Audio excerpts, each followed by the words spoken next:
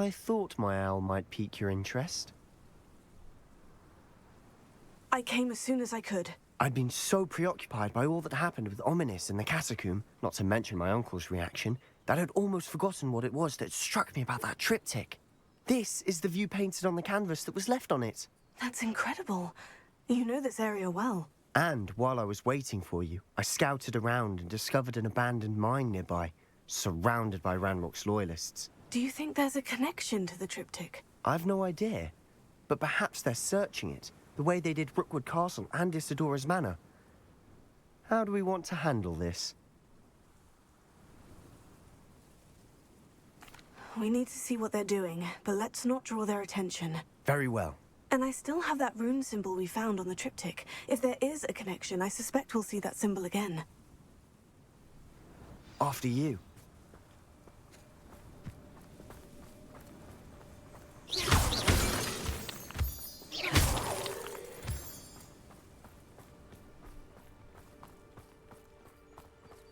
There they are, up ahead.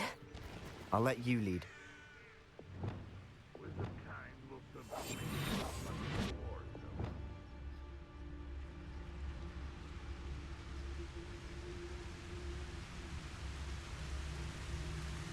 No one enters this mine. Kill anyone who tries. Ranrock's loyalists are out for blood.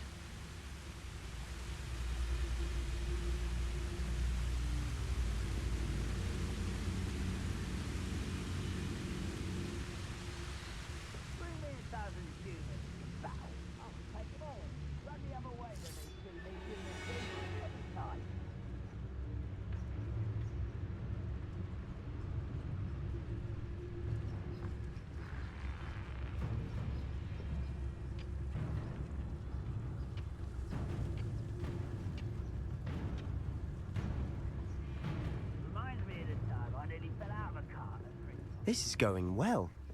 We make a good team. We do at that.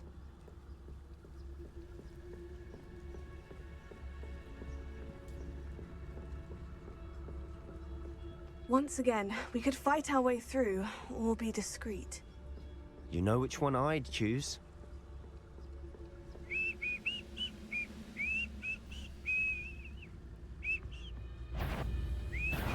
You're making this too easy. Gringo!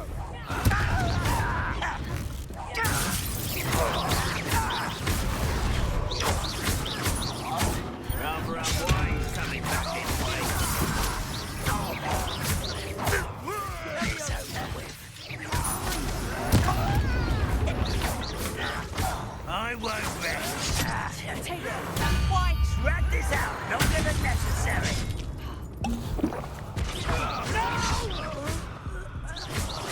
I will make you pay.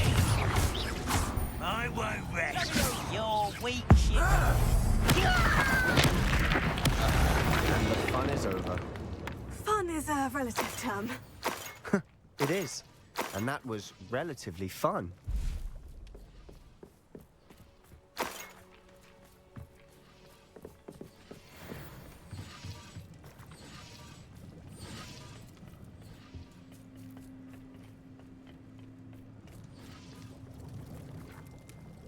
Revelio.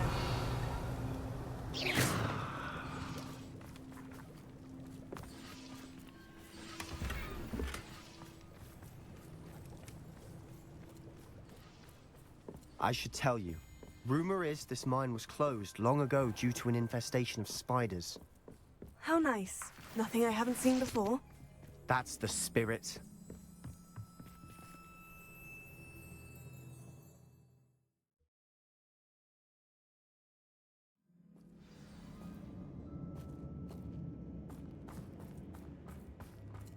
For better or for worse, we're in. I don't see myself doing this sort. How nice of you to stop by. This mine looks like a tomb. It was closed after accidents were reported. Now I see why. Incendio!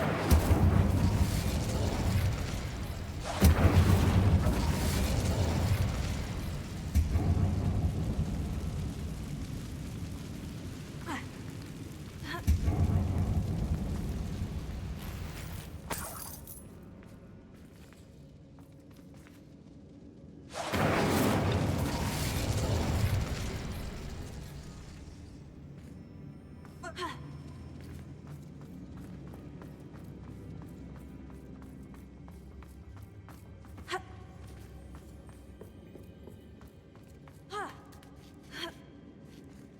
don't see any goblins in these webs.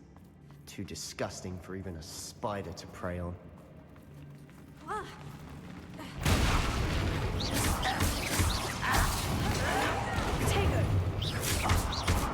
Why have you not run away? Intend to die, do you?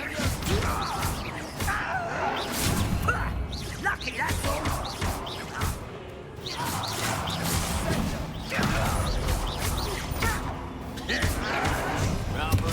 Get accustomed to that. Who do you think you are?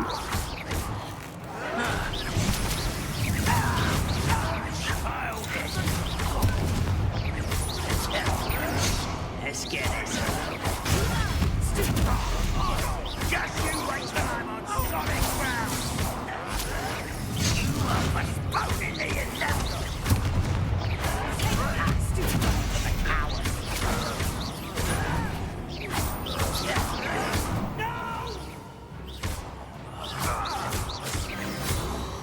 How many of Ranrock's loyalists are in here? Too many. They definitely think there's something here they want.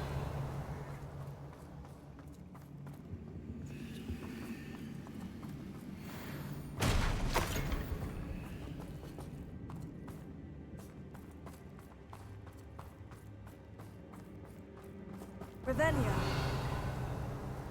That ledge is awfully high. Any ideas?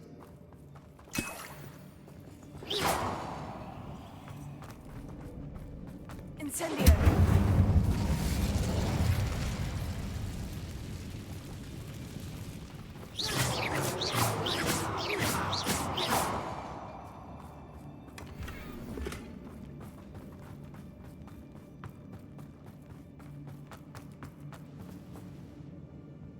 Wingardium Leviosa.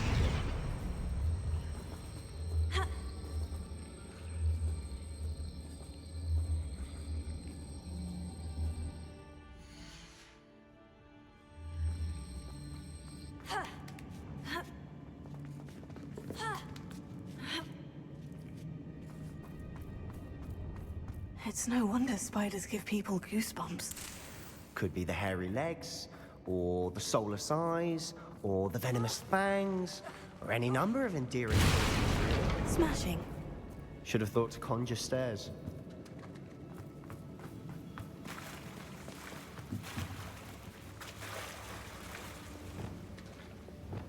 Reparo.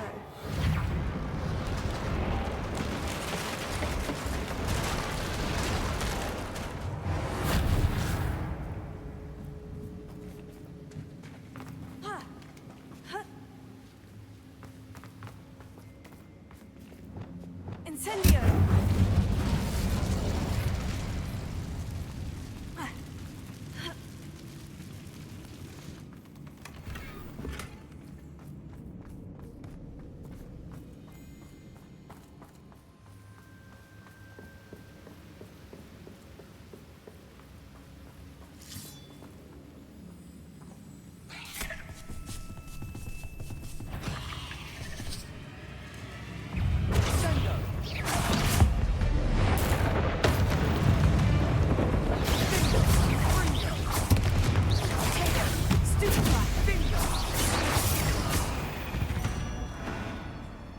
Revelio.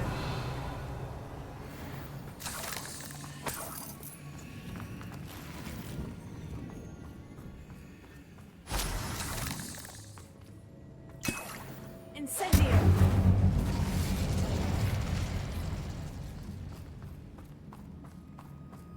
We're making quick work of them.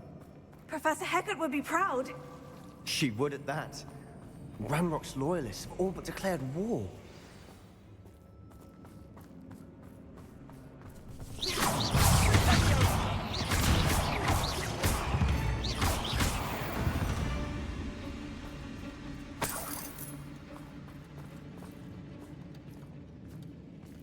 We've still not seen a single rune symbol. I think we're going to be a bit distracted from runes for a moment. An unwelcome distraction at that. We have another fight on our hands. Why am I not surprised? What? Seems your art is in this at all. You call that spell casting? I'm rather unwise coming back this way. Let's get this over with.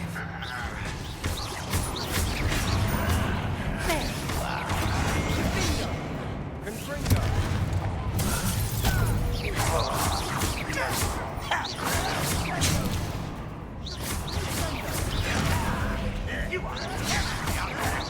Surely you can see that. This is almost too easy. No! I will make you pay. I won't rest. I'll get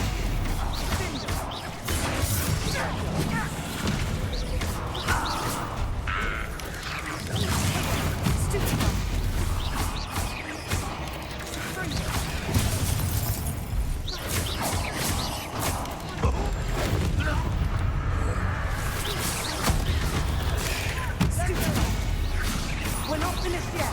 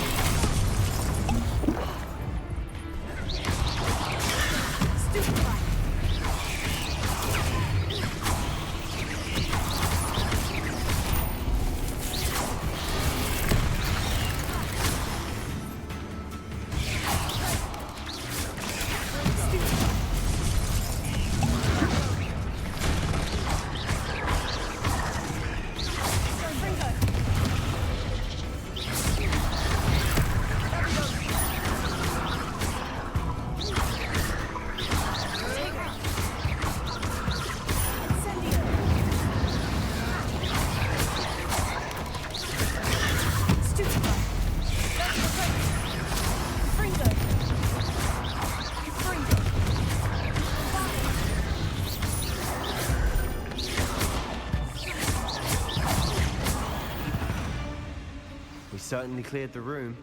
You're not a bad chap for a Slytherin. For a Ravenclaw, you certainly have a lot to learn.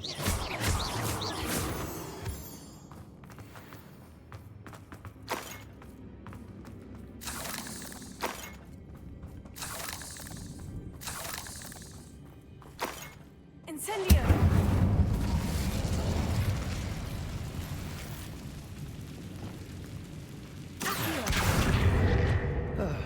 We can have a look around in peace.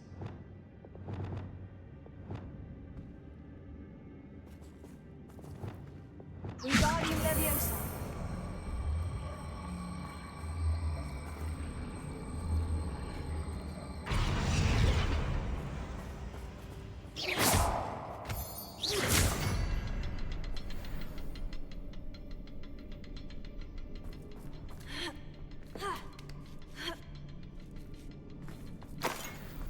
Incendio!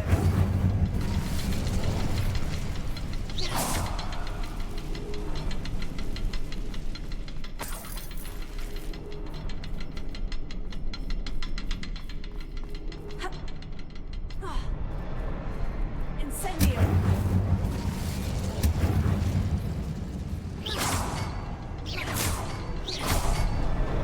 We should clear out these spider webs. They always seem to be in the way.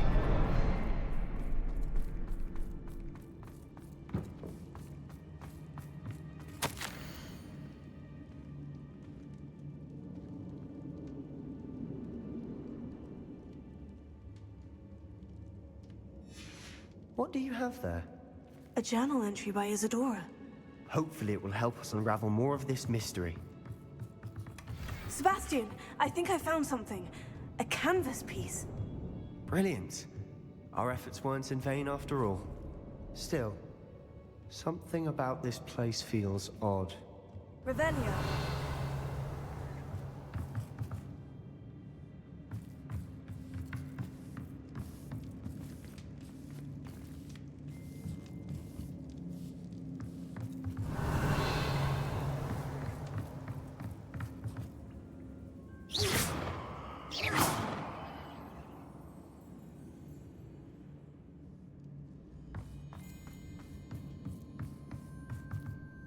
If the triptych led us here to find this bit of canvas, we can probably assume that Isadora Morganach was here. She seems to have been everywhere. But if she was using the Undercroft and the cellar beneath her manor in Feldcroft, why would she create this space? And why hide it behind cryptic rune symbols? And ancient magic that no one but you could see? Isadora and Percival Rackham, another of the Keepers, could see traces of ancient magic too. Rackham? I haven't heard his name before. His are some of the memories I've seen. I don't think he and Isadora saw eye to eye on how this magic should be used. This is all rather baffling. Let's take the canvas back to the triptych. Perhaps the answers are there. This place is odd, to be sure, but I'm fascinated by it. Now, for the trek back out of here and...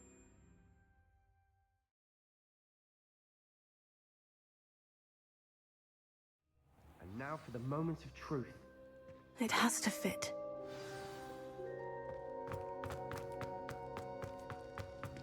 Please tell me you recognize the location in this bit of canvas. The good news is I do, in fact. And the bad news? We're in for more trouble. I know that coast. Ranrock has taken over a huge mine in the surrounding area. Marenweem has suffered for it. It's as bad as Feldcroft's become. Should we head there now? We should wait. Why? All this time, we've been a step behind Ranrock. I may know someone who could help us get ahead. Who is that?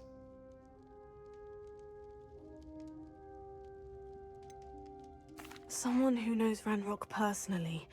They asked me not to mention their name to anyone. A goblin? Tell me I'm wrong. You know goblins cursed my sister to shut her up. Said she should be seen and not heard.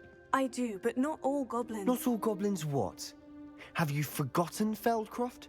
Have you forgotten the mine we just went through? No, Sebastian, I haven't. You're not listening to me. Why would I listen to someone so ignorant? You don't know what you're saying. Take a breath for a moment. Oh, I know precisely what I'm saying. Unbelievable.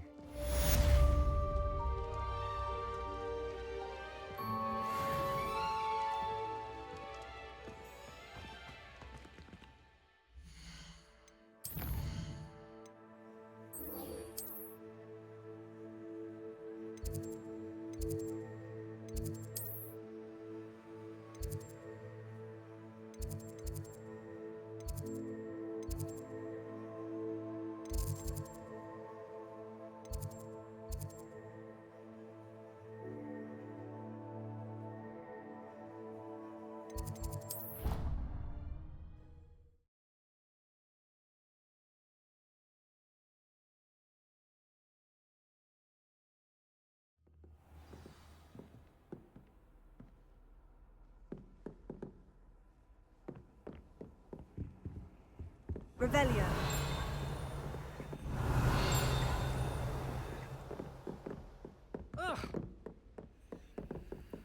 Aloha Mora.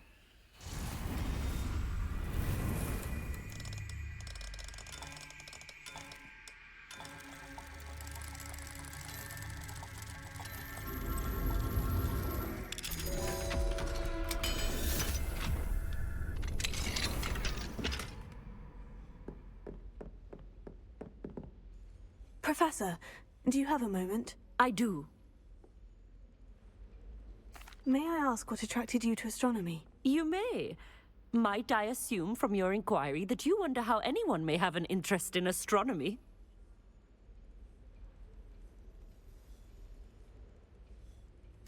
Oh, not at all, Professor. I find it intriguing and wanted to know more about your work. Ah, that is good to hear. So often those who do not fully understand all that can be gleaned from the stars question astronomy's relevance. Misperceptions frequently arise due to the confusion of astronomy with astrology, the ridiculousness of which I shall not deign to discuss. To answer your question, it was my dear sister who first sparked my interest in stargazing. The two of us spent countless nights on our rooftops staring at the cosmos.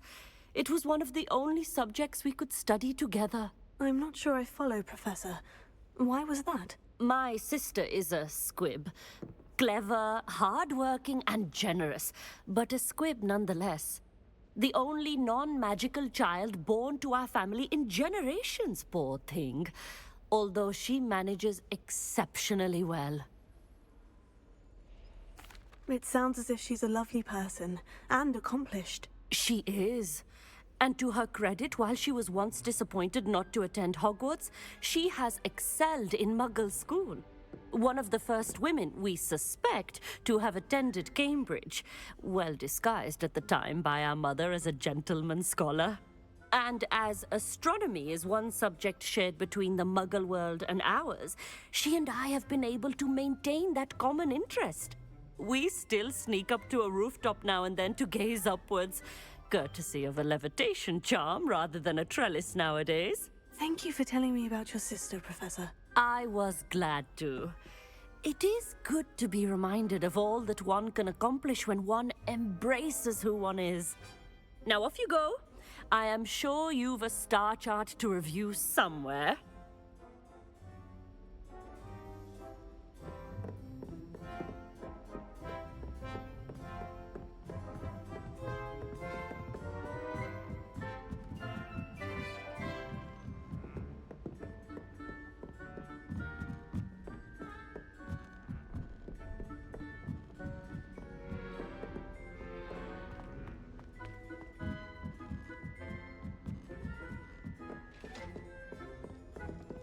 Revelio.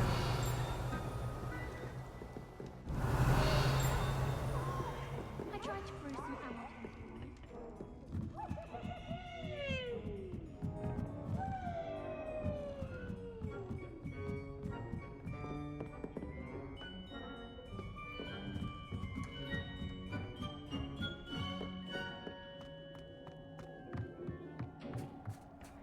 Hello there.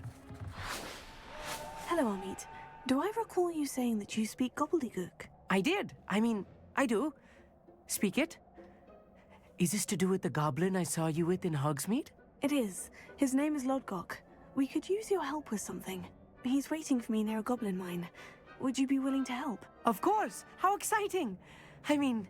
Well, might this be dangerous? I think he simply wants to show me something that involves gobbledygook. If it helps, he's a friend of Serona's. Good to hear. Good to hear. If Serona trusts him, then I feel much better. You said you know gobbledygook, but how well? I've been reading it for as long as I've been reading English. My parents have an extensive library. Once I grew bored with the classics, I devoured goblin writings. I'd tell you some titles, but you wouldn't understand them. Have you ever spoken directly to a goblin? Unbelievably, no. I'm so looking forward to it. Actually conversing in gobbledygook with a native speaker. Cannot wait to confirm subtle bits of pronunciation and tone that may have eluded me, being self-taught and all. Lodgok is waiting. Shall we go?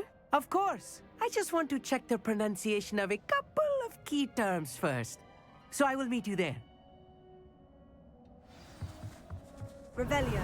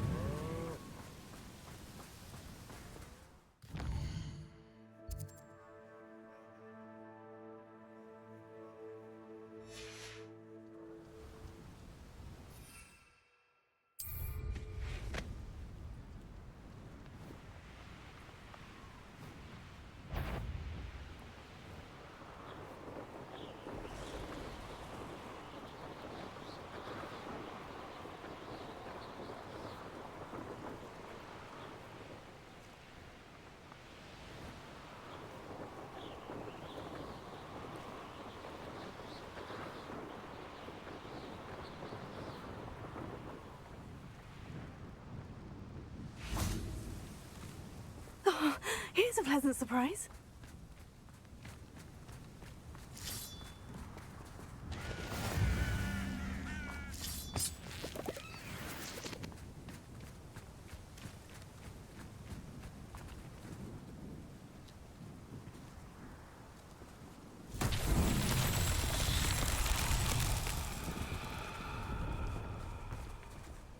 Revelio.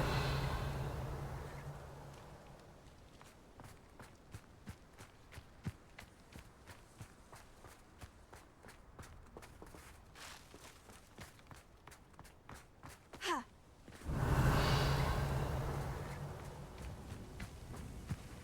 Ha.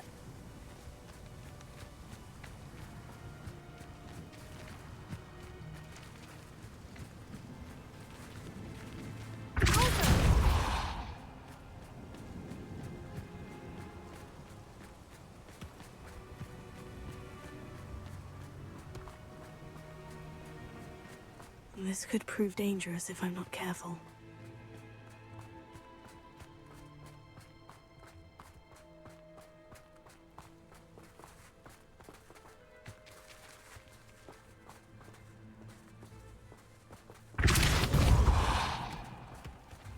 Merlin himself would be proud.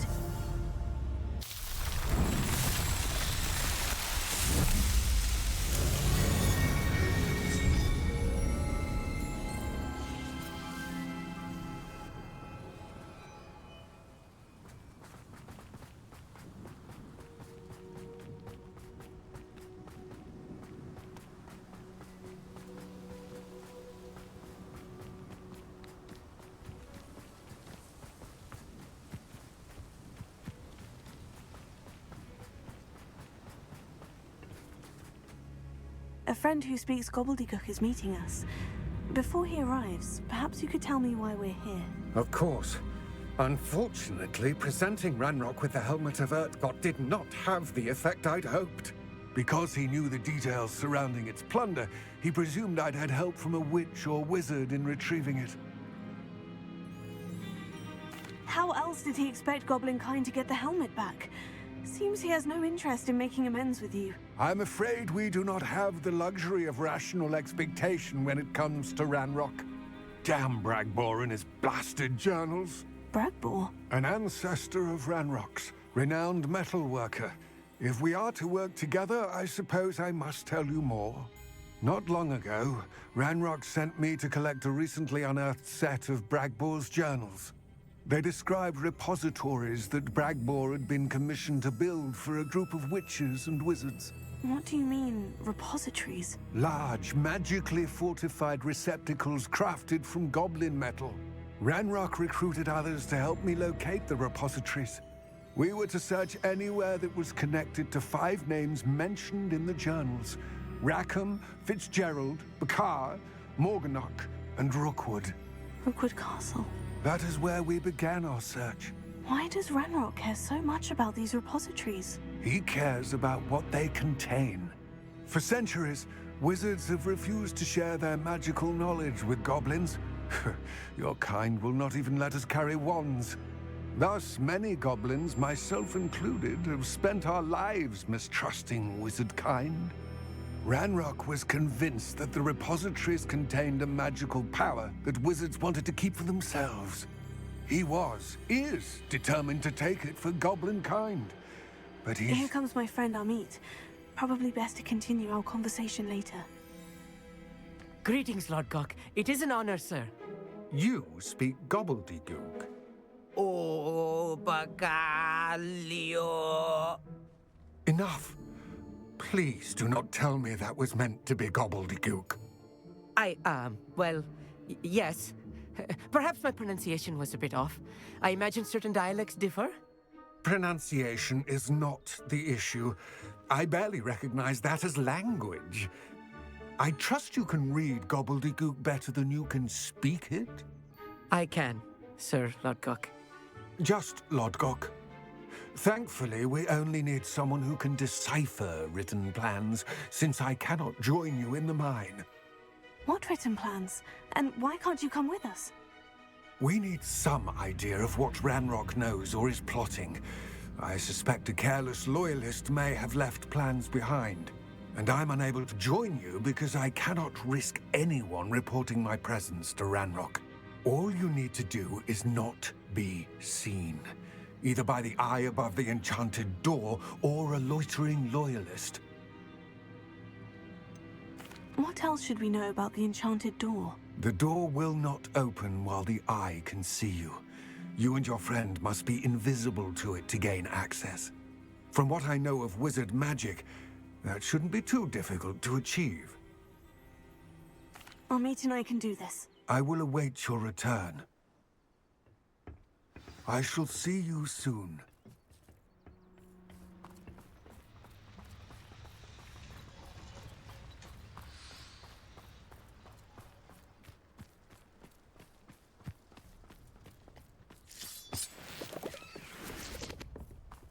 The door is looking at us.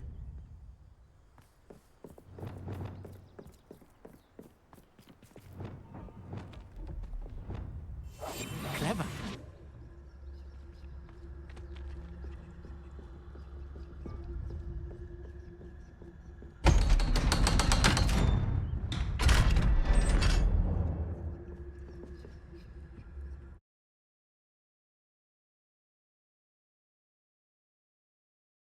Books so rarely prepare one for reality.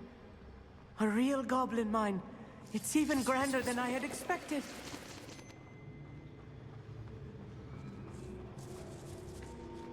I cannot believe I met a goblin. Let's just learn what we can and get out. Look at this lift. Impressive workmanship for so simple a device. Impressive workmanship aside, it's the only way forward.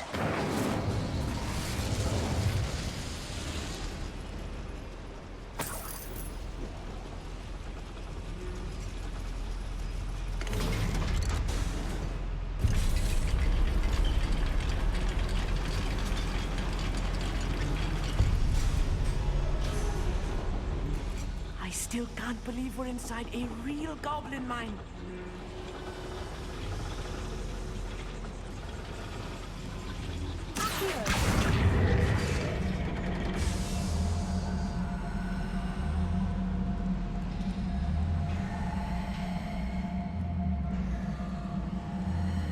I've read about mines like this, but seeing one is something else altogether.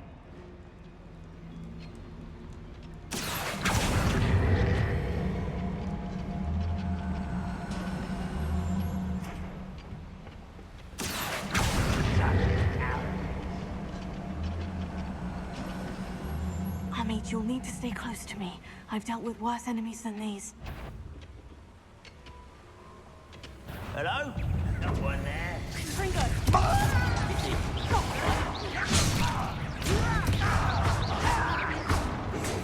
What the human doing here? Kill spells glance off of me. You can't stop this. Why can't I hit you? Not quite. Someone's been taken out last me! Put me down! Let's stop it! No! I will make you pay. Oh, that was meant for me. You won't stop me.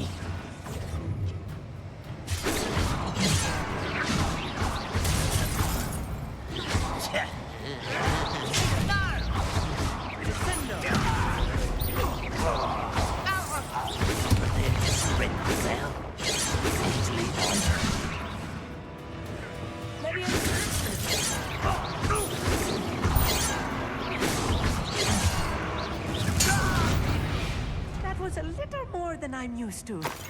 I'll get us through here safely, Amit. You have my word. Revelio.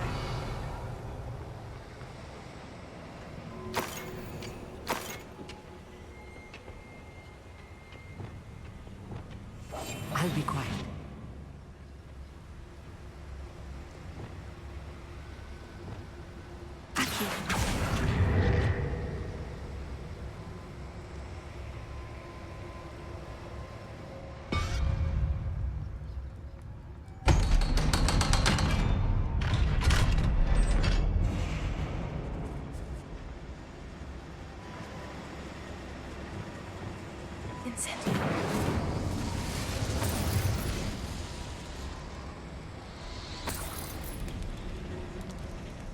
I feel like a character from one of the adventure books I read during the summer holidays. Let's take a look around, Amit. See if we can find any plans. Bound to be plans or a schematic. They're building something. I can't quite make it out. Curious. There must be more notes around here. What could they be building?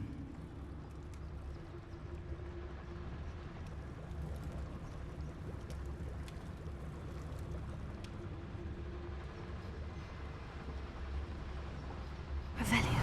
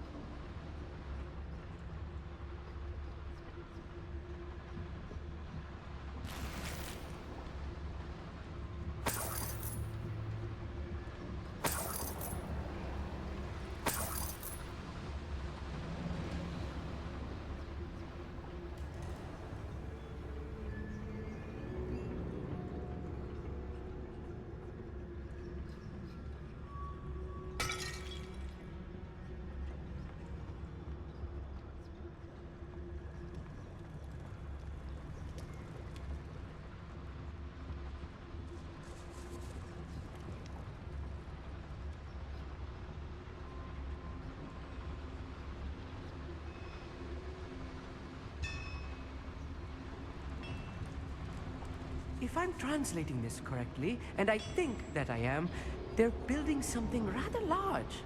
But what? Let me know if you see any more plans or schematics.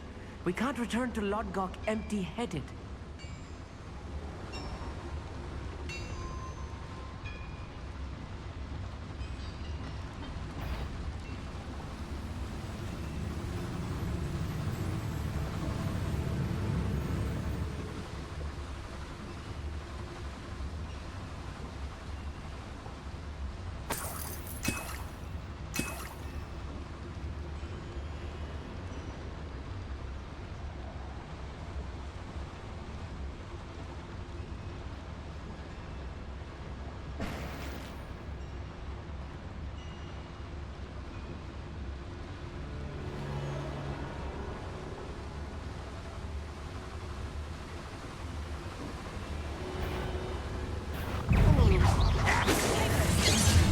Pity, not quite. Is that it? You can't stop this.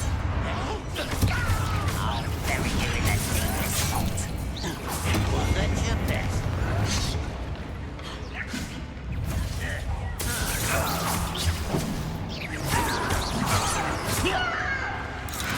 Your spells glance off of me. Not quite.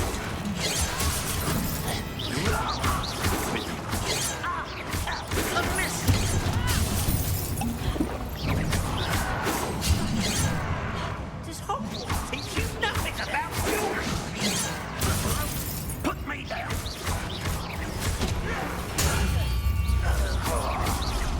I won't rest.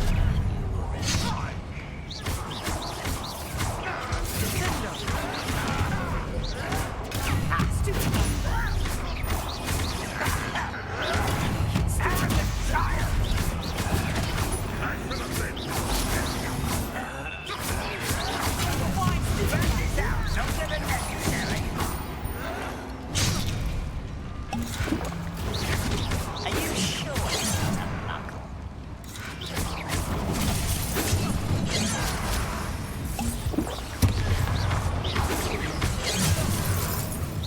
I've been fighting since before you were born.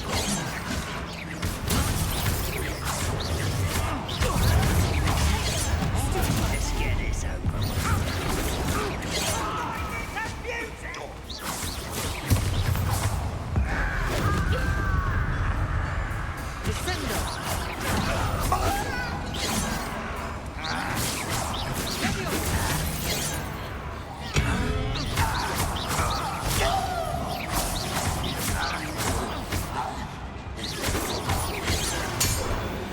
Oh, this really is too much.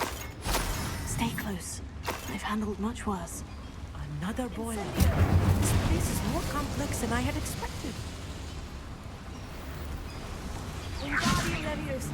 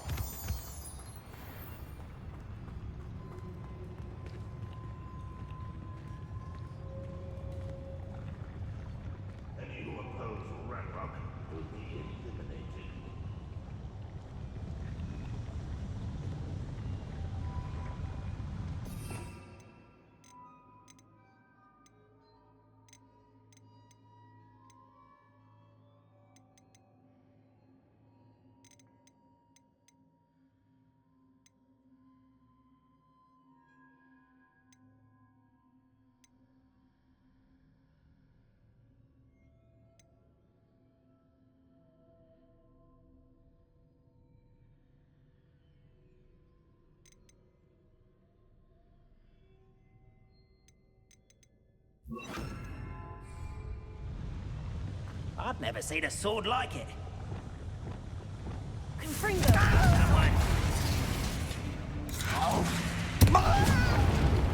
An ugly Are you quite finished? Tago.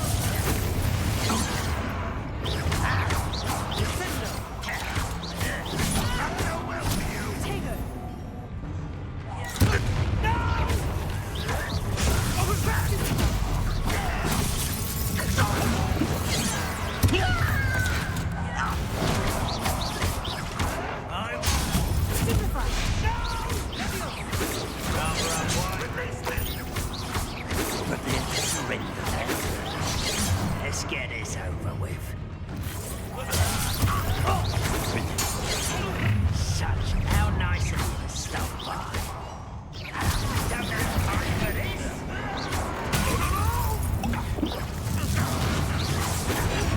Speak for me.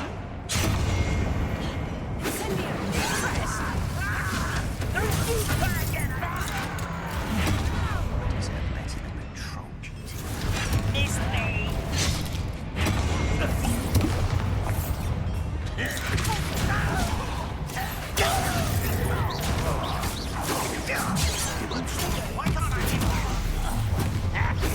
You can't stop us.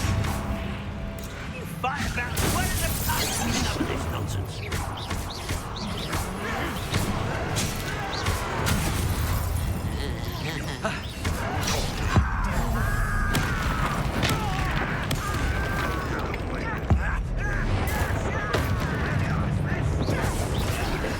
As if you could best the likes of me. Too slow.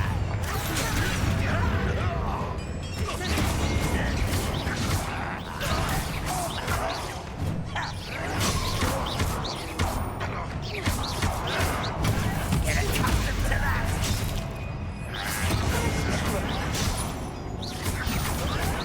I'll get you for that. Release me. I won't rest. Dead. You almost had a lucky shot.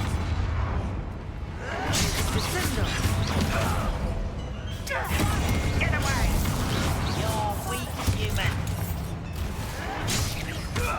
Rather unwise coming back this way.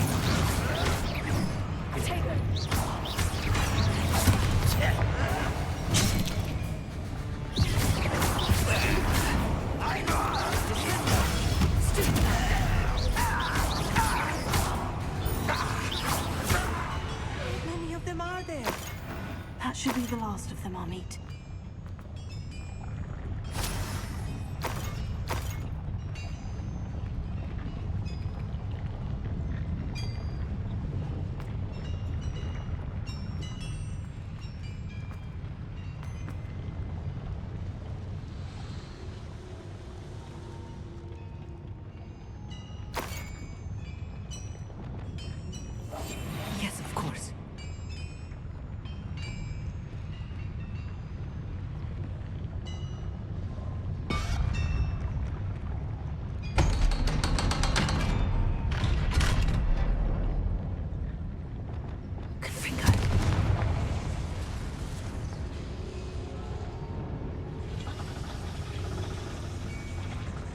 here.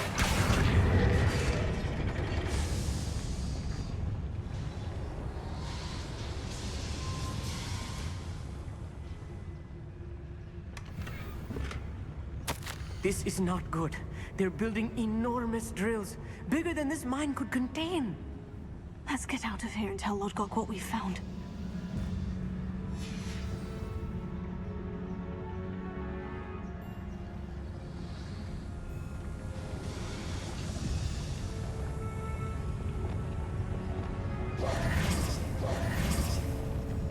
There must be a quicker way out of here than retracing our steps.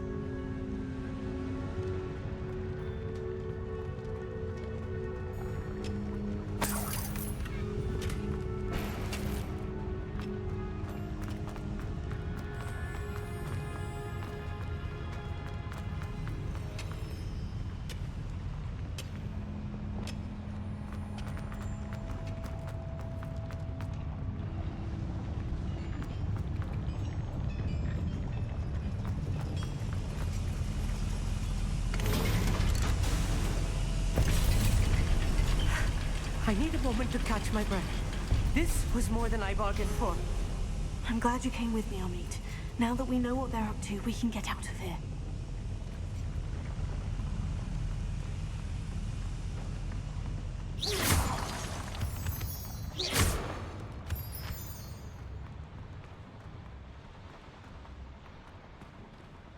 Aloha Mora.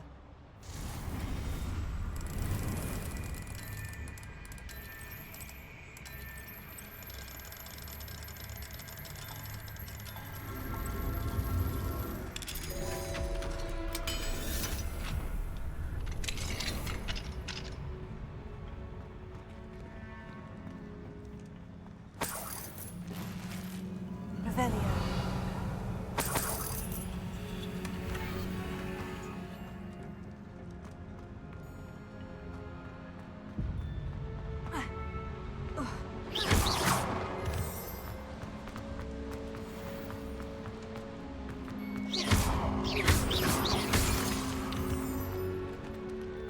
We're almost out of here, Amit. Look, the lift. A welcome sight indeed.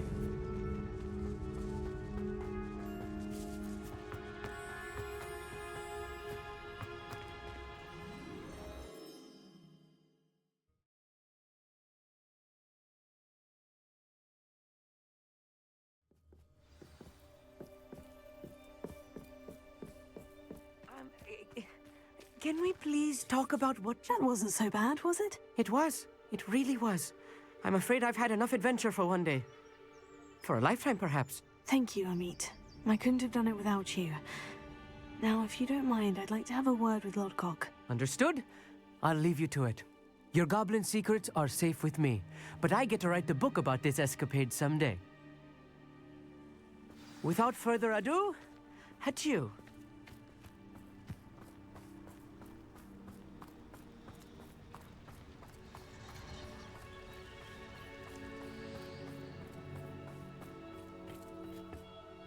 They're building enormous drills. We found their plans. Ranrock must be searching for the repositories. I fear you are correct. Other than Rookwood Castle, however, I do not know where else he plans to search. I've been wondering about something else you said before we entered the mine. Yes? If you share Ranrock's views, then why are you helping me? I expected Rookwood Castle to be deserted when I arrived to begin my search. So was surprised to find a witch there who had set up a sort of improvised research site. She was studying something so intently that she almost didn't notice me. When she looked up, I thought she would react with fear or disdain. But instead she did something that I will never forget. Without a moment's hesitation, she smiled and asked me to sit with her. She told me that she was a researcher and showed me a small, oddly shaped container with a strange symbol on it. She was certain it was made of goblin metal, but was unable to open it. She wanted to work together. Miriam. Yes. But how did you... Professor Fig's wife. He told me of her research, and I know of the container. Ah. The reverence with which she talked of goblins and their intelligence and skill, it caught me entirely off guard. I'd never been treated with such respect by a witch or wizard. So, to my surprise, I let her study the container if she would allow me to search the castle on my own. We parted ways, with her promising to share what she'd learned.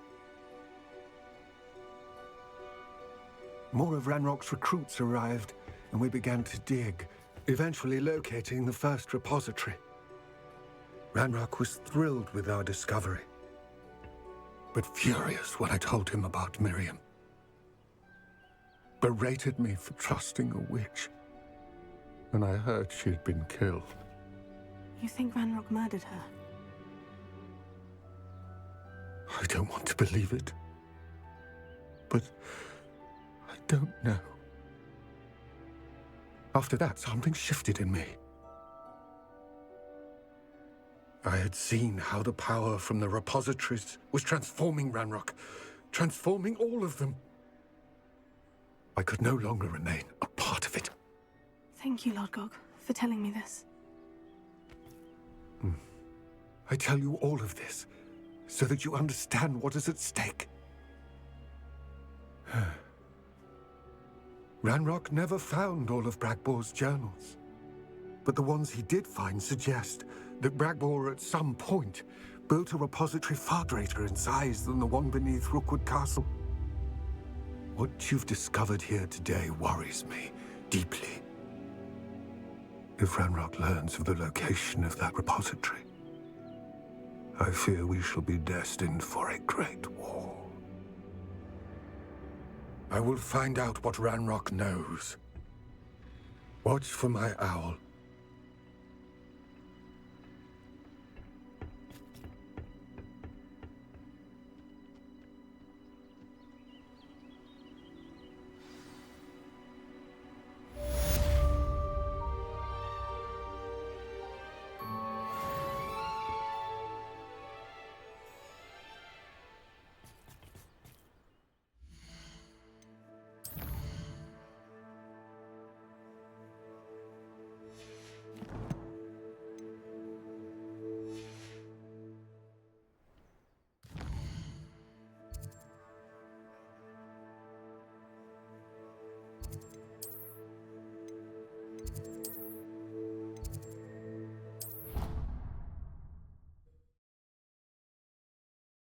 Found what she needed to. I believe my next broom upgrade to be even more impressive than the last. Come by Spint Witches as soon as you can.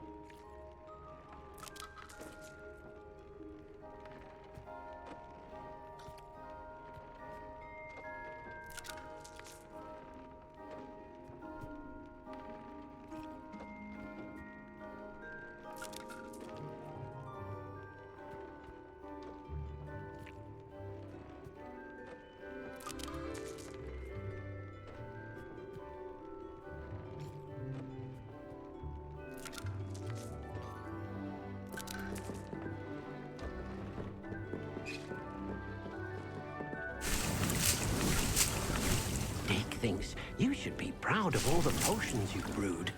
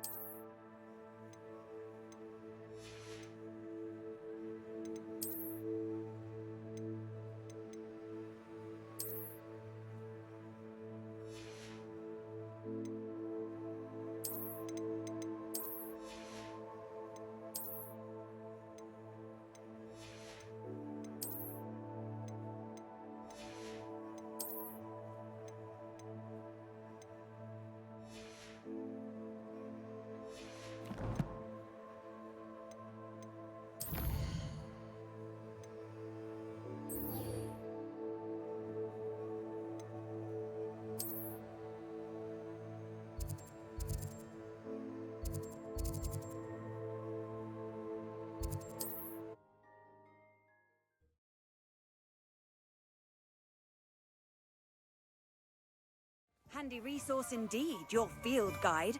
I'm most pleased to be included. Reparo has saved me more broken glass. Hello again. Wonderful to see you. As before, I've arranged a special price on the broom upgrade for you. You'll be thrilled with that broom, I promise you.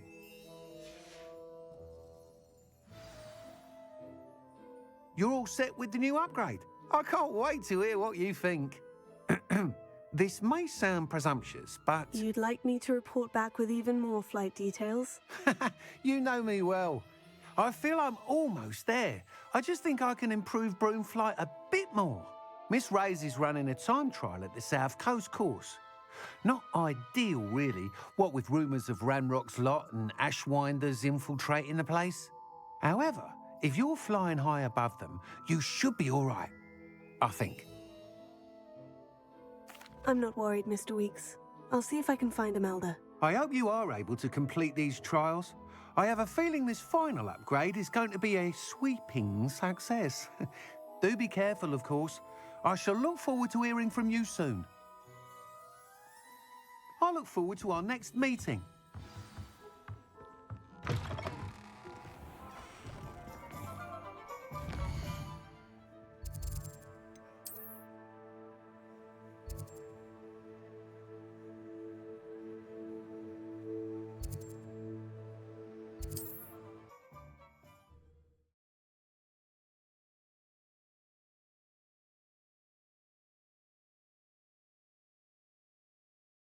How nice to see you, my young friend.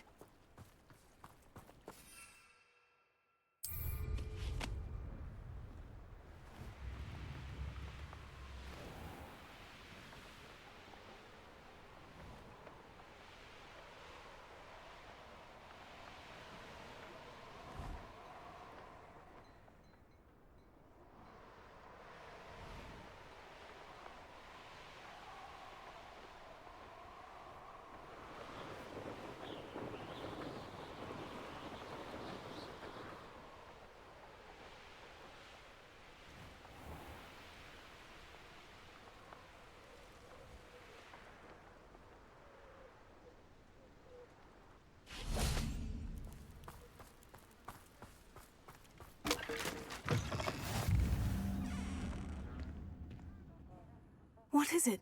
What's wrong? Goblins, that's what. Ranrock's lot. Nasty creatures. Ambushed me, they did. Nothing's safe anymore. I need a little something. Something to protect me if I run into them again. Maxima potion, that would do it. You're right. The world's not safe at the moment. It's best to take precautions. Here, use it wisely. Oh, I will. You can be sure of that. Ranrock's lot won't take me down. And I've you to thank. Please, Accept this gift in exchange for your help.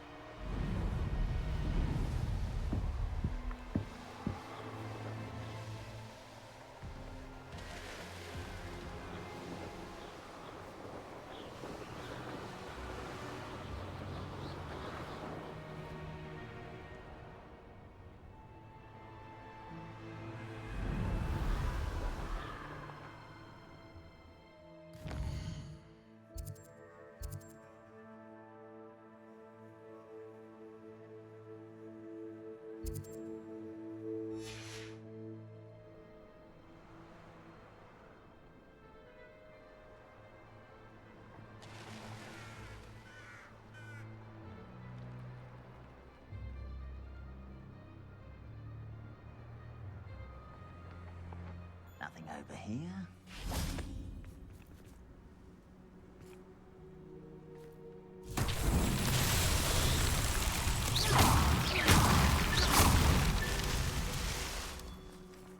Revelio. We should speak with Mr. Bickle's friends. I believe I can sneak away without drawing my mother's eye. Meet me near Hogsmeade, and we will devise a plan.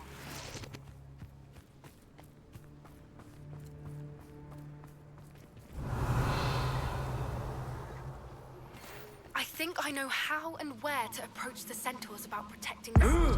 Meet me in the Forbidden Forest. The wizards will have no choice but to submit to us.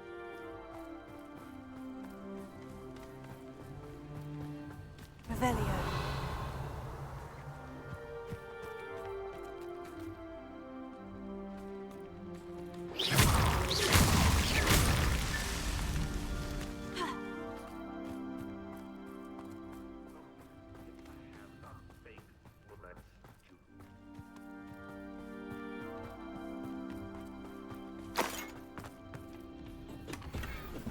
Revelio.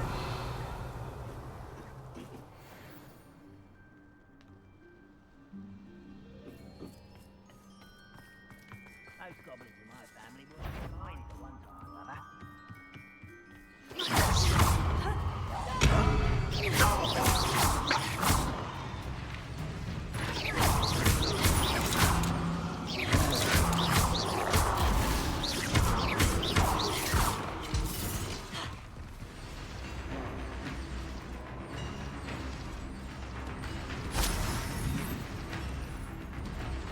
Revelio.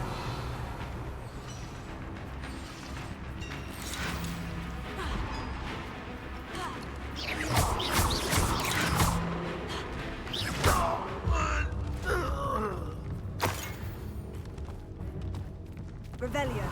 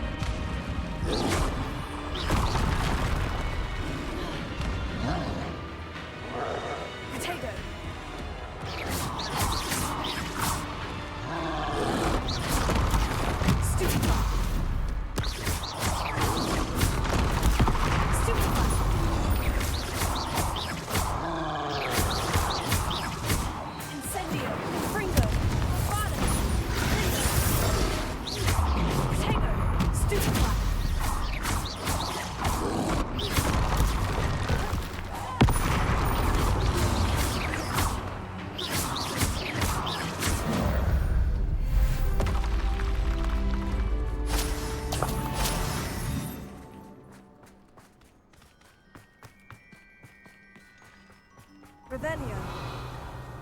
Never anything interesting around here. What's going on out there?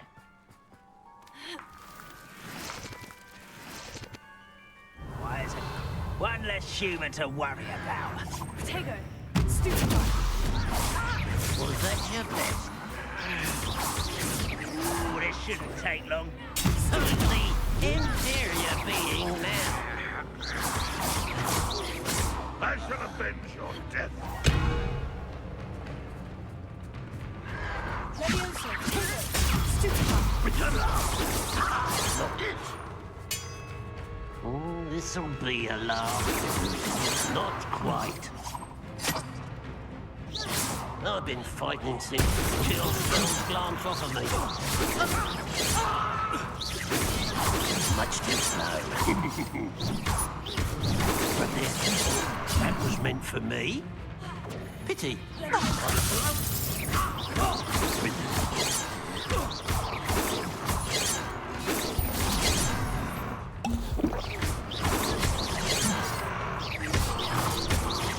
Easily diverted. Protego. Leviosa. You won't stop me.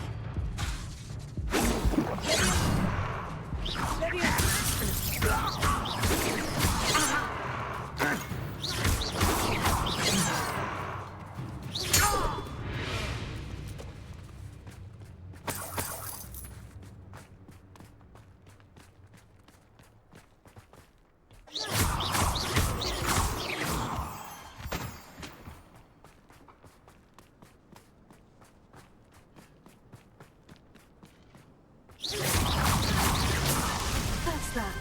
Settled.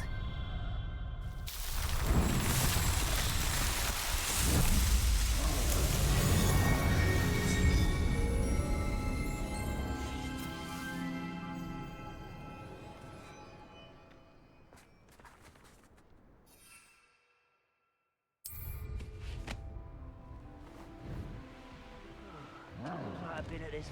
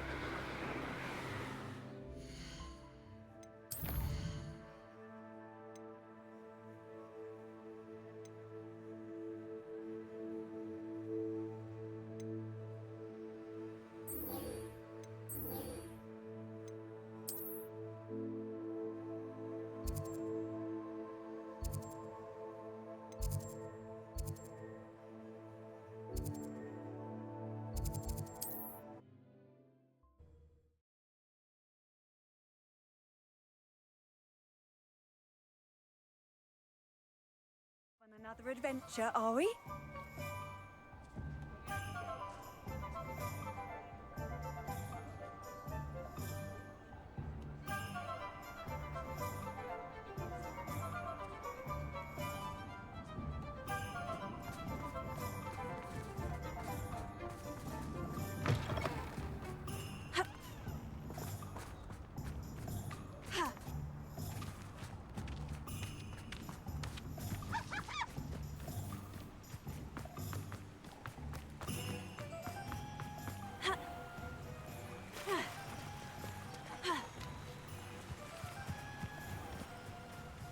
Are you ready to put an end to Harlow? I'm ready to do what's needed to take Harlow down. I know you have a plan. We must gather information from the friends of Mr. Bickle that Archie and Mrs. Bickle mentioned. Agabus Filbert, Otto Dibble, and Mr. and Mrs. Rabe. All right. I suggest that you speak with each of them while I head to the Hogshead. I saw some Ashwinders heading there. And as my mother would never go near the Hogshead, she is less likely to learn of my activities than if I were to wander the village questioning its residents. Where am I to find these friends of his? I do not know about Mr. Rabe, but his wife, Daisy, is often in Hogsmeade, as is Agabus Filbert. And Otto Dibble, he works at Gladrags, so you will likely find him there. What sort of information am I trying to gather from these people? They may know what evidence Mr. Bickle had against Harlow, or they may have evidence of their own. We simply need to know whatever they know. Very well. I'll speak with them. See what I can learn. I knew I could rely on you. We need to know how they are being blackmailed by Rookwood and Harlow. Meet me here after you have spoken with them. Hopefully, by the time you return, I will be able to move a bit more freely.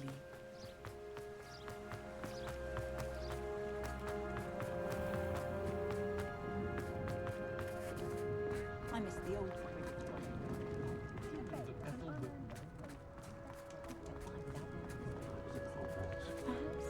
Aloha Mora.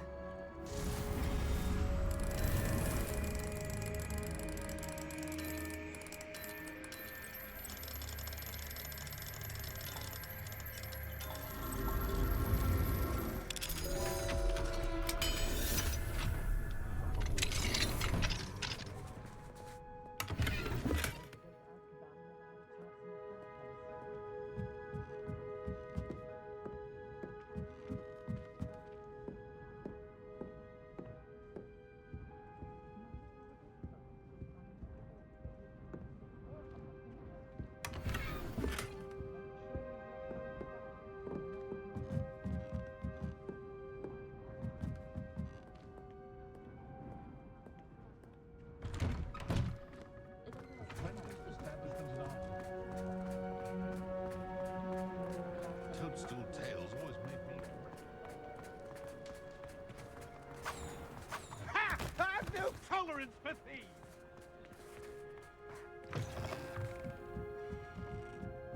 Mrs. Rabe should be nearby. Oh, Isco, what have I done? Mrs. Rabe, I wondered if I might speak with you about Theophilus Harlow. I'm a friend of the Bickles and I'm trying to gather evidence against him. Poor Joanna and little Archie. And now Harlow has taken my darling Isco. What do you mean? Why? I'm a security guard at Gringotts, and my husband is a curse breaker for them.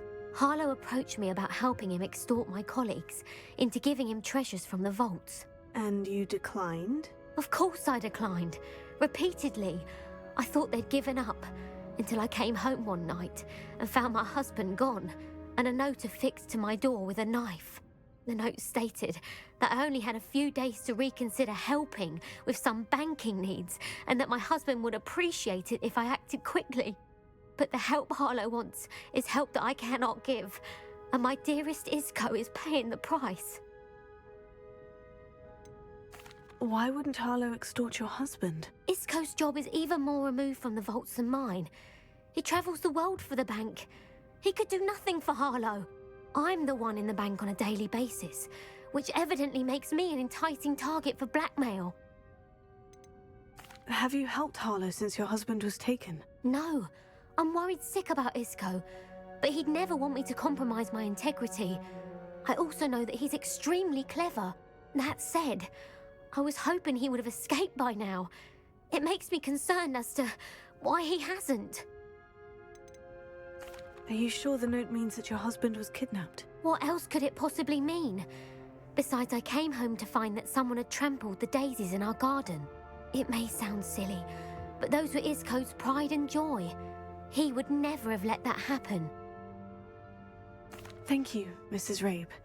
Knowing the lengths that Harlow will go to is helpful, albeit more than disturbing. Mr. Bickle was trying to help us, but now he's gone. I don't know what to do. I shall do all I can to get evidence against Harlow, Mrs. Rabe. Very well. Here's the note I received. You must be careful as well. Please don't put yourself in danger.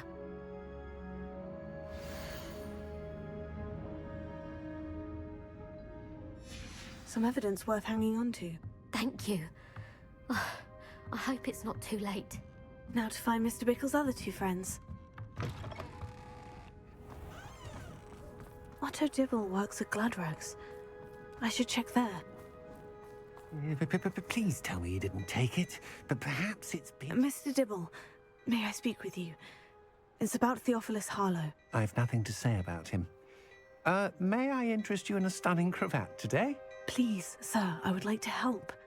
I spoke to Mrs. Bickle. You know the Bickles? All right. But we must be discreet. Can't have Mr. Hill hearing this. I know Mr. Hill. He was kind to me the day of the troll attack. Oh, he's a good man. But even he wouldn't understand about Harlow. It started a few weeks ago. I was distracted, reading a note, when you-know-who came into the shop. I hid the note behind the counter and offered to help him. He stared at me for a moment, then asked me to check on an order he'd placed. I went into the storeroom to check on what turned out to be a non-existent order. When I returned, he was holding the note. What was in the note? It was a note from Rosie Hill, Mr. Hill's daughter. You see, we've been, well, secretly engaged these past 6 months. We haven't told Mr. Hill yet. I dare say he has higher hopes for her. Harlow advised me in no uncertain terms that my relationship with Rosie, not to mention my employment here, depended upon my cooperation. What did he ask you to do? It all happened so quickly. In an instant, he took a very expensive scarf from the counter, pocketed it, and smiled. He said, "Your secret is safe as long as I can supply my lady friend with delightful items like this every so often." I've been able to cover for his requests until now with some creative bookkeeping, but I can't keep it out for much longer. I'm terrified to say anything. I could never live without Rosie. Could you give me a bit more detail about the note that might help me to identify it should I come across it? It's on Rosie's special pink stationery. It has her monogram at the top, RH. That's how Mr. Hill would know it was real. What have you been doing to keep the extortion a secret? Well, as I mentioned, creative bookkeeping. And I've also been trying to cover the costs with my own savings, but I'm running out of money.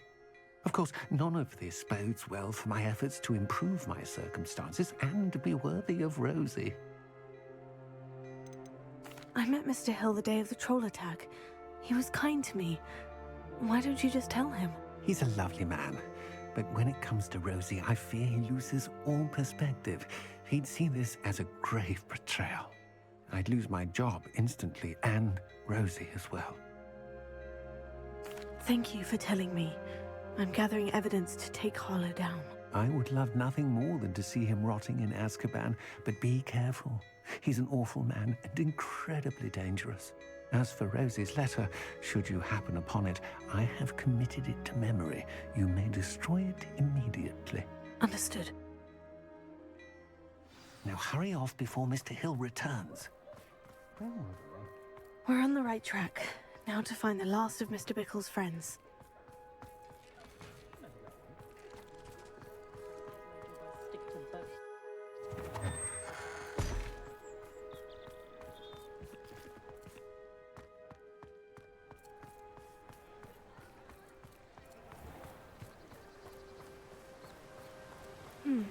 Agabus Filbert must be around here somewhere.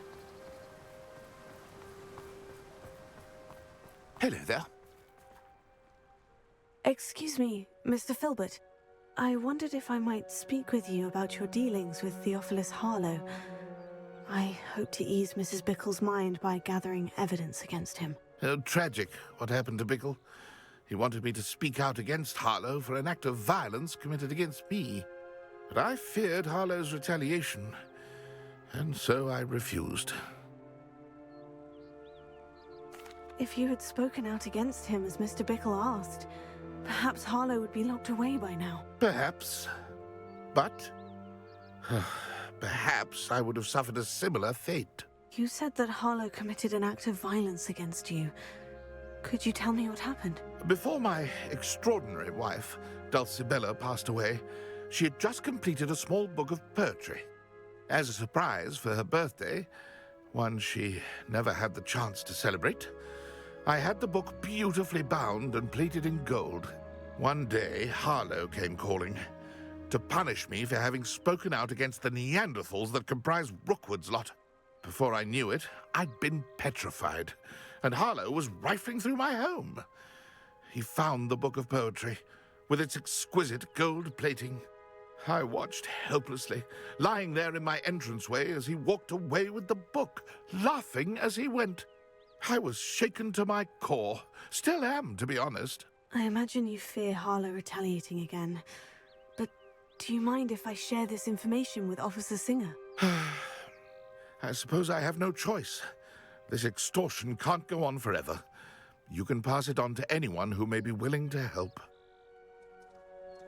Harlow does not like people talking, as you already know. I've spoken with Mr. Bickle's friends. Now to find Natty.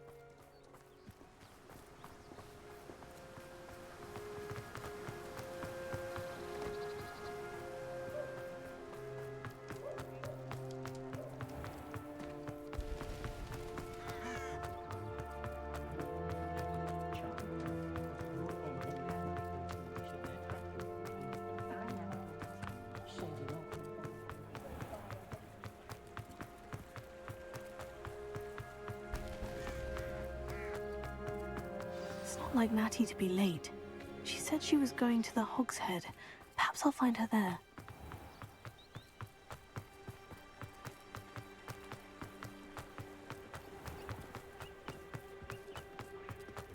Muggles have made life hard.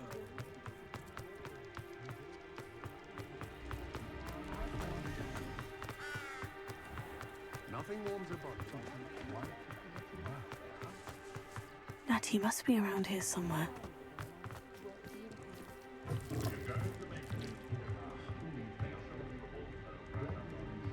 Revelio.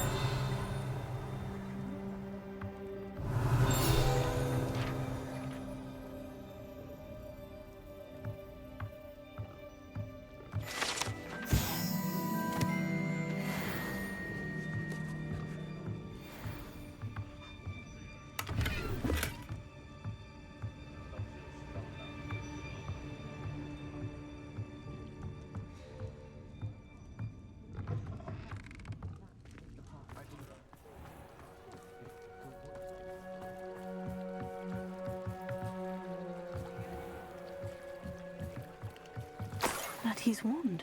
She can cast without it. She wanted me to find this. She's in trouble. Revelio will show me where she was taken. Revelio.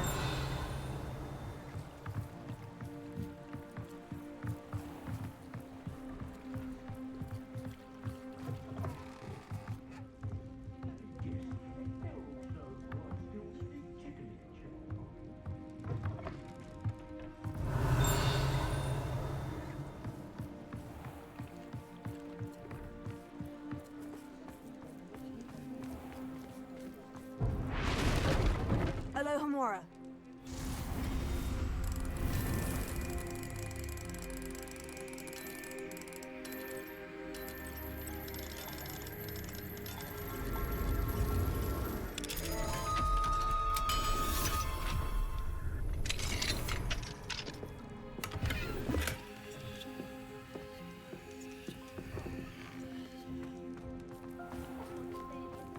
If it weren't for the cost of things these days, I'd be able to take all of this. Natty must have been taken this way. I need to find her quickly.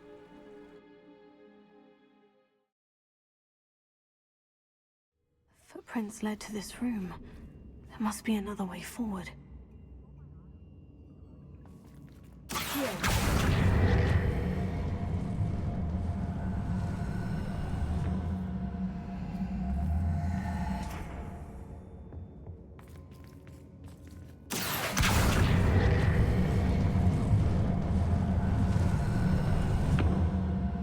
A hidden door.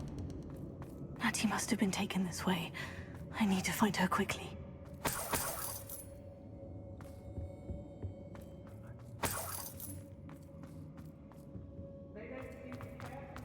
Revelio.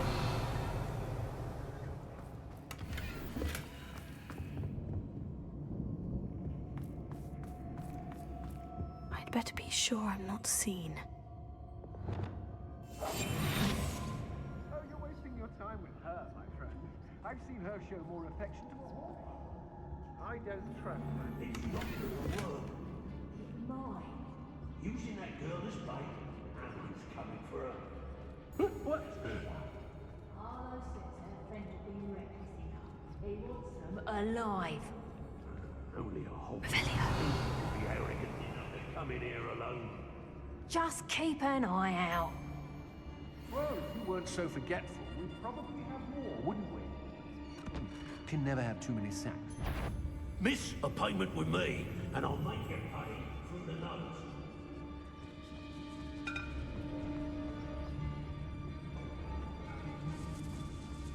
I've robbed every traveling van.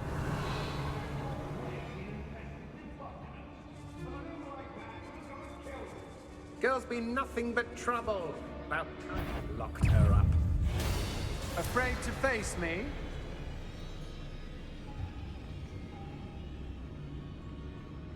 Did you allow? To your knees.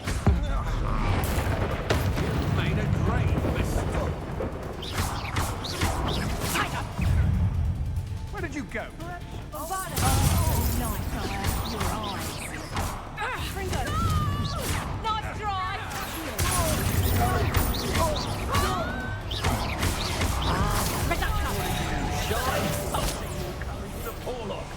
Be on the lookout for the girl's friend. They're daft enough to try to come through here. Expose them. You'll feel that tomorrow. If you last that long.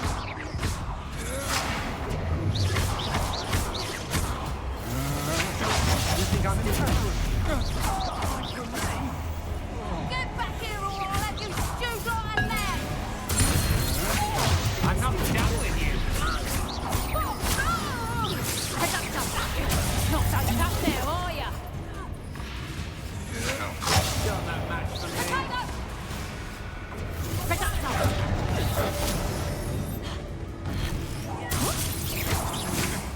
Your chances of danger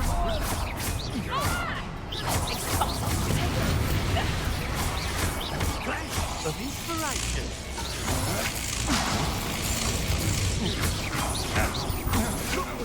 Come on, get to your foot. Oh, might want to look at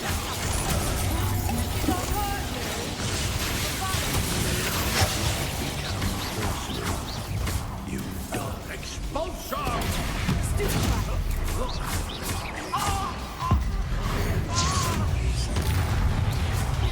Thought you could hide from me, did ya?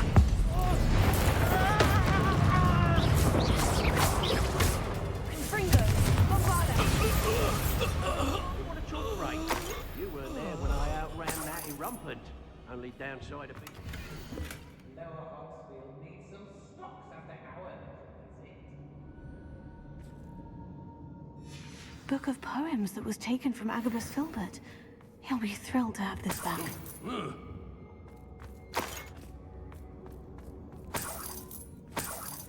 Revelio.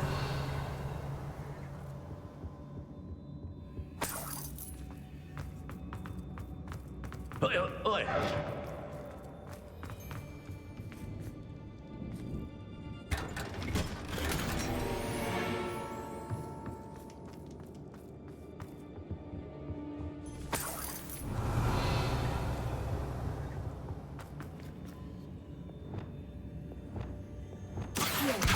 Guardian Leviosa.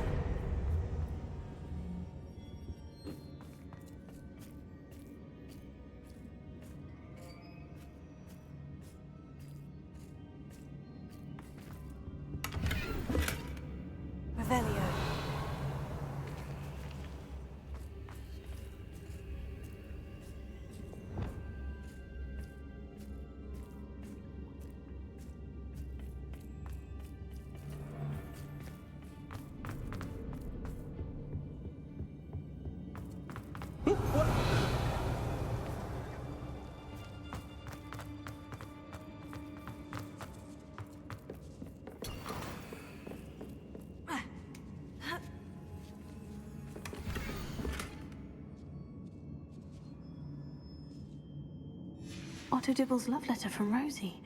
He wanted me to destroy this if I found it. Revelio.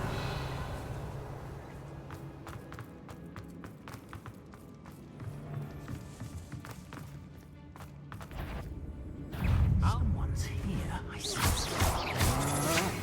I'm just warming up. Rookwood don't go down easy. Expulso! I can't admit. Get out of this alive. Only Phil. You can't hold up. Incendio! Incendio! I quit now.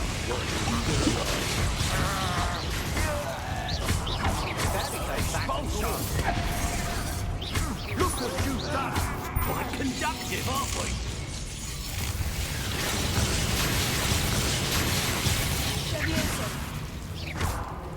Expulso!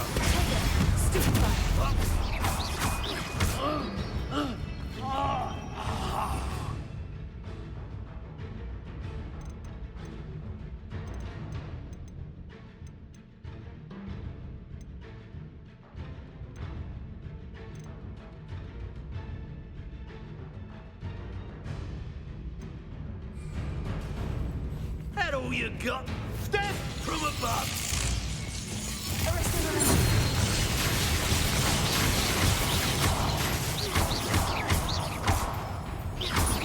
Flash of inspiration.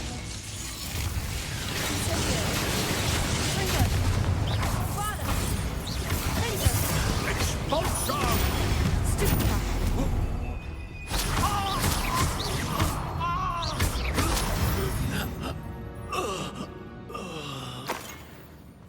Revelio.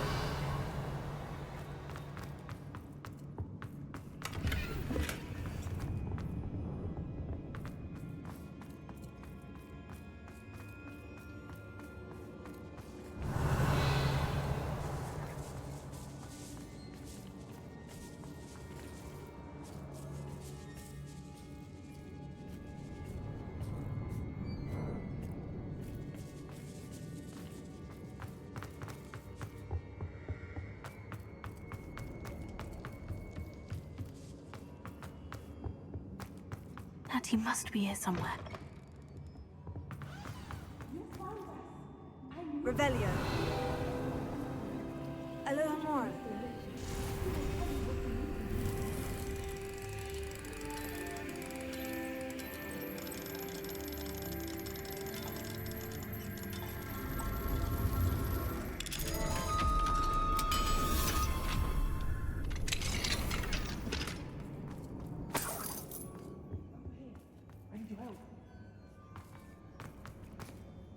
Mr. Rabe? Daisy told me you'd been abducted. You spoke with my wife. How is she? Worried about you. Are you all right? I am all right. Thank you for coming. These locks are cursed, and there's an anti-apparition jinx on the cells. Even Natty's skill with wandless magic cannot free us. I need you to find my wand. Mr. Rabe, I found your wand. Well done. I knew it was nearby. Now, you best stand back. One never knows how a curse will react to being broken.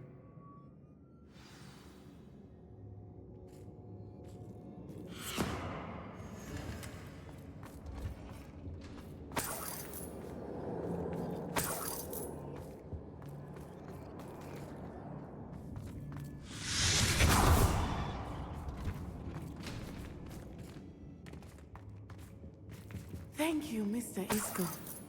My pleasure. And thank you, my friend. We owe our lives to your bravery.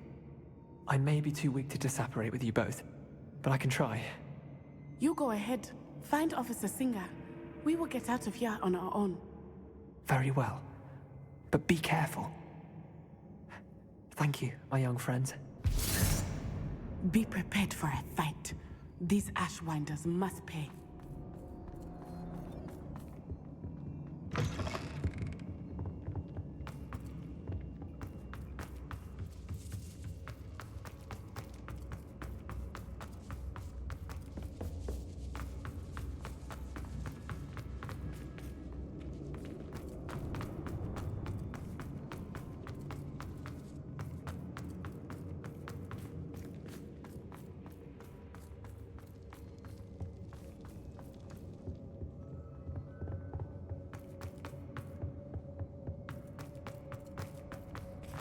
Let's find Officer Singer and put an end to Harlow once and for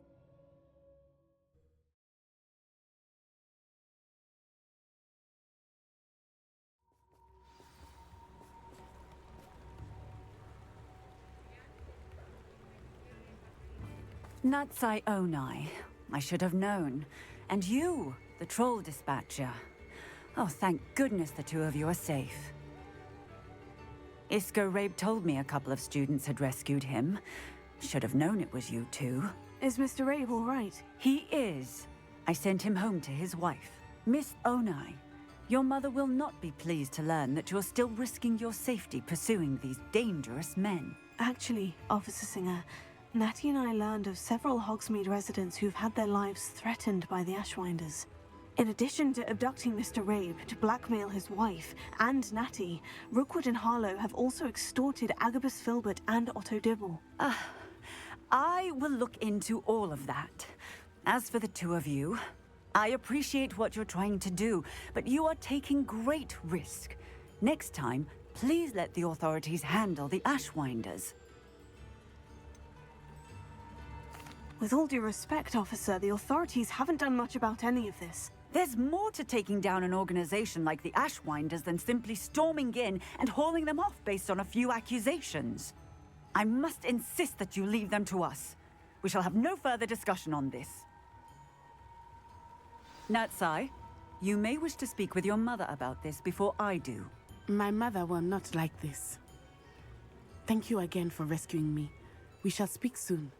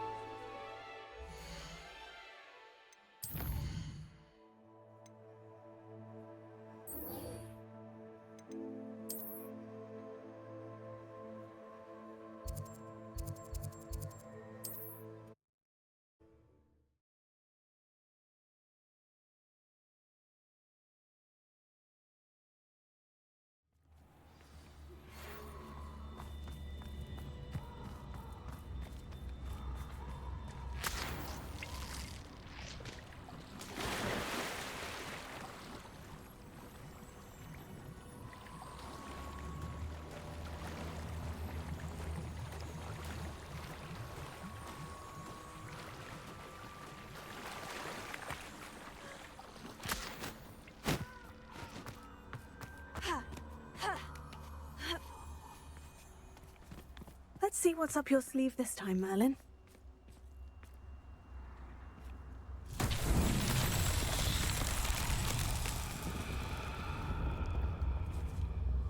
Revelio.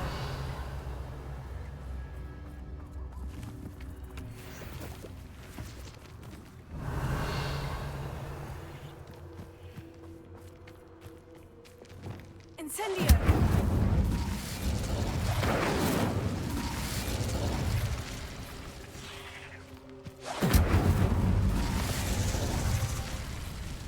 Revelio.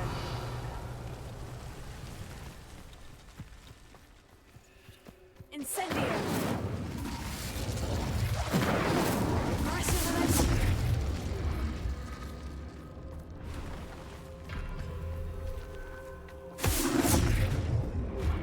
Incendio.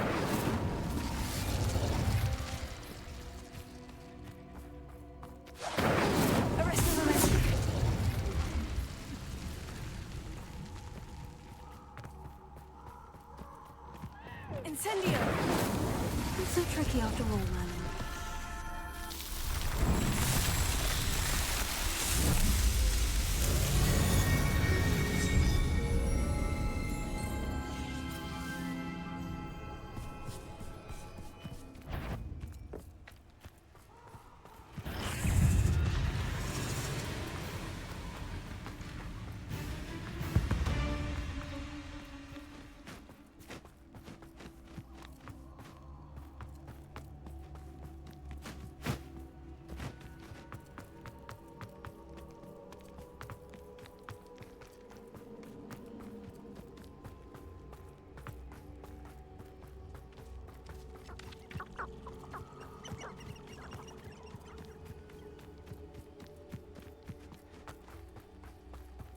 can do this. I can do this. They will want to help. Is this where we're meeting the centaurs? Well, they don't exactly know we're coming, so it's less of a meeting and more of a surprise, I suppose. Once we tell them about the Snidgets, they'll understand why we came and they'll want to help. I hope you're right. Perhaps they'll be able to tell that we're sincere. There's something about them that's so knowing. It's almost unnerving. I suppose they are known for having an air of omniscience. That's exactly the right word. I just... never mind. What is it? It's nothing, truly. We've no secrets to hide. Speaking of secrets, I do want to tell you why Victor Rookwood's after me. He's working with Ranrock, and Ranrock's after something I found at Gringotts. Fig had a portkey that led us there after the dragon attack. It's a bit of a long story, and Fig asked that I not speak of it yet. Goodness. Well, that certainly helps explain a bit about what we saw back at Horntail Hall. Of course, I'll guard your secret as if it were my own. Even the centaurs won't know. We'll simply be honest with them about what we're trying to do. They'll have to help us, won't they? Yes, of course. You're absolutely right. We'll meet with them, tell them about the Snidgets, and I'm sure it'll all be fun.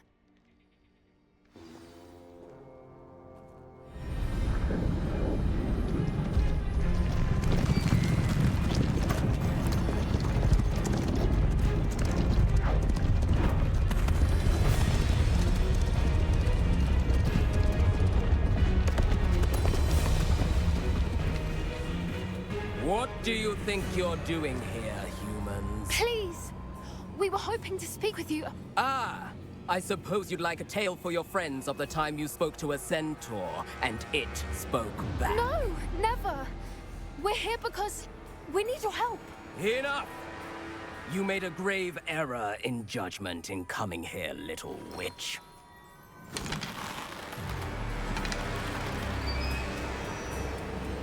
Leave them be, Alec. We do not harm the young. It is not our way. You forget your place, old fool. I'm the leader of this herd, and while you cling to our way, their kind continues to slaughter beasts like us without a care! From what I can see, they have slaughtered no one. They will leave here unharmed. Mark my words, Doran.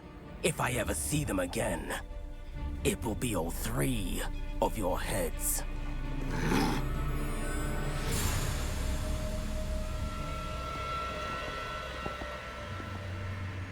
Foolish children. Do you know what happens to wizards who wander here? Now, follow me before Golden Snidgets are still alive, and the poachers are after them. They know that the key to finding them lies in the moonlight, but they don't know what that means, yet. Please, help us find the Snidgets before the poachers do. Could it be?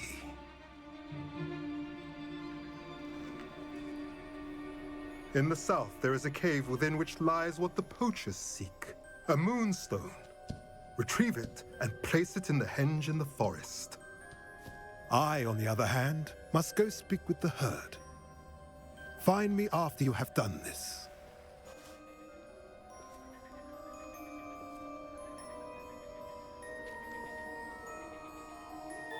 I don't understand. So the moonlight mentioned in the journal doesn't refer to actual moonlight, but to a moonstone. What do moonstones have to do with Snidgets? And why was he so certain about where we could find one?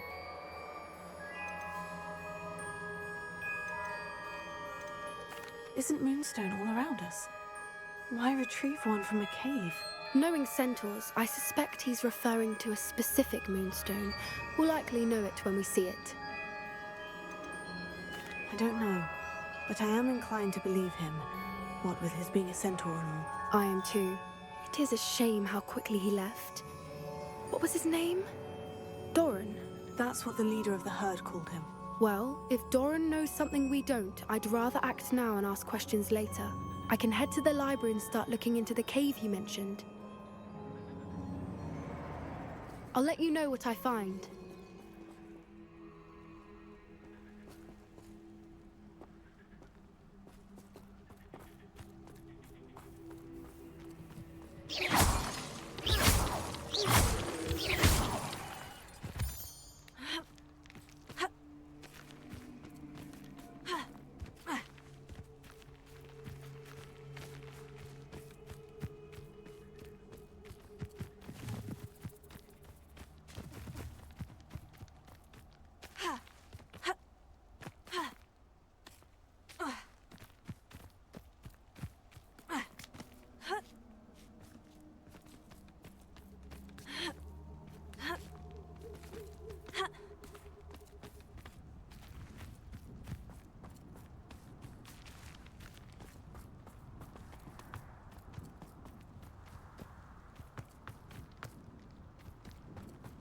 The Ministry ought to relax their feelings towards that guy. You're that hippogriff thief. Well, was that meant to be an attack of some sort? I'll fling you around like a... Incendio! Stupid guy! Incendio! Incendio! Feel a burn. Hang on! I never expected that from you.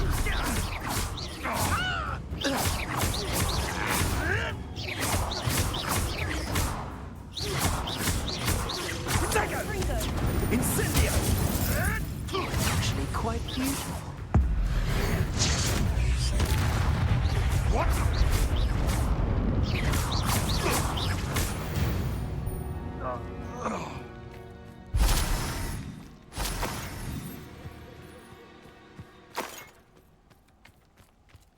What do you have in store for me this time?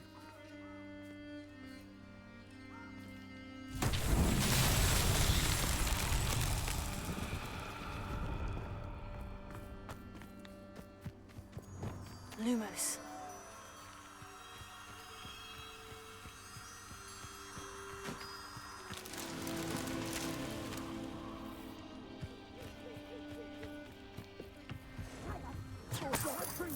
Rookwood. You having the knack at all?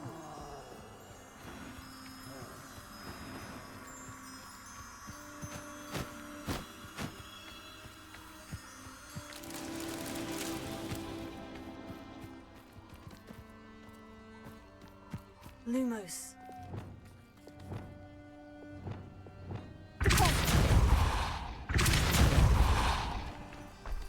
Incendio. Lumos.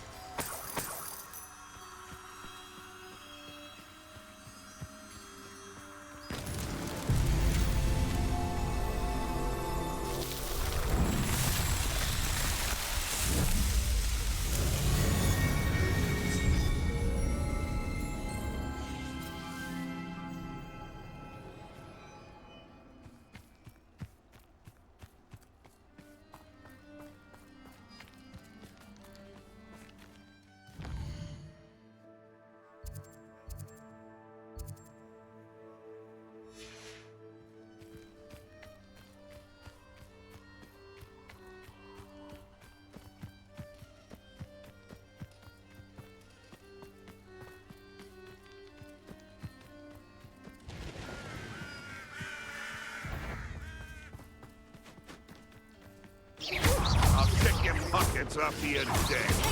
Stupid. Levioso! Levioso! Levioso!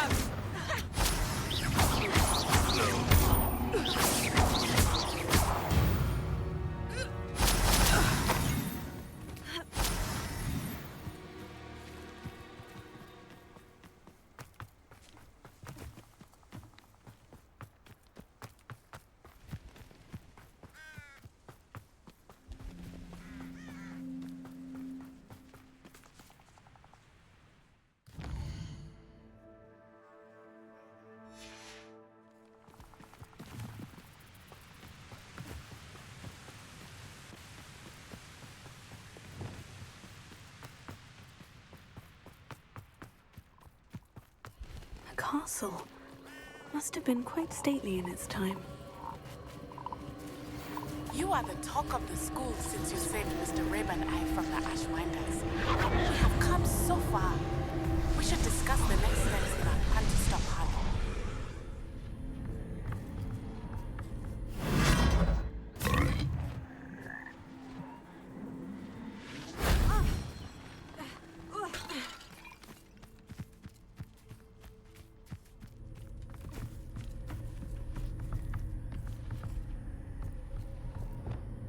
Incendio!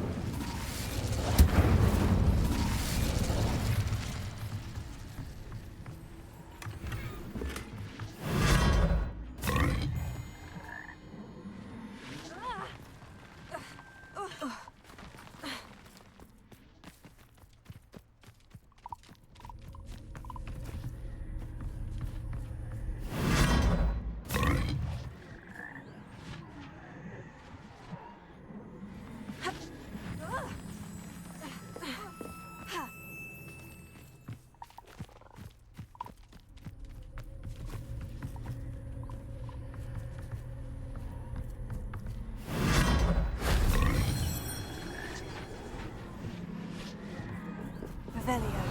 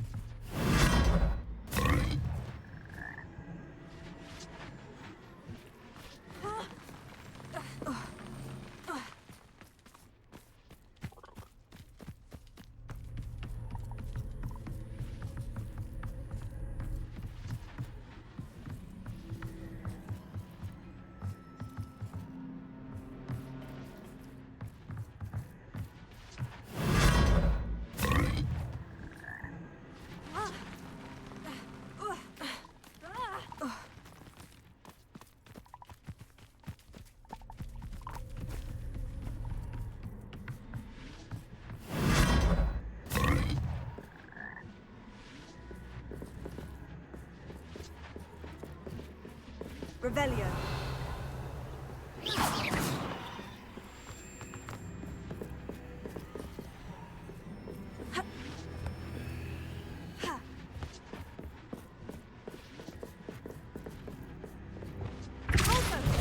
Revelio.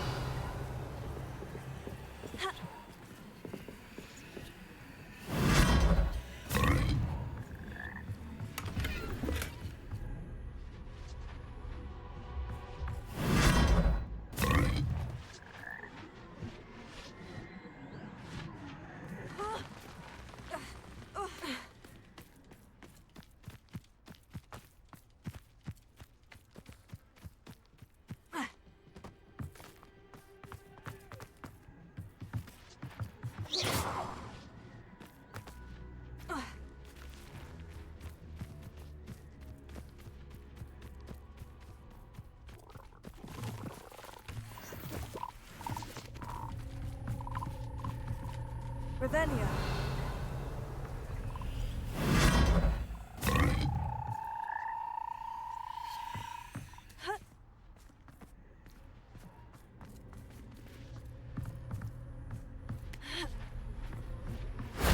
That wasn't so difficult.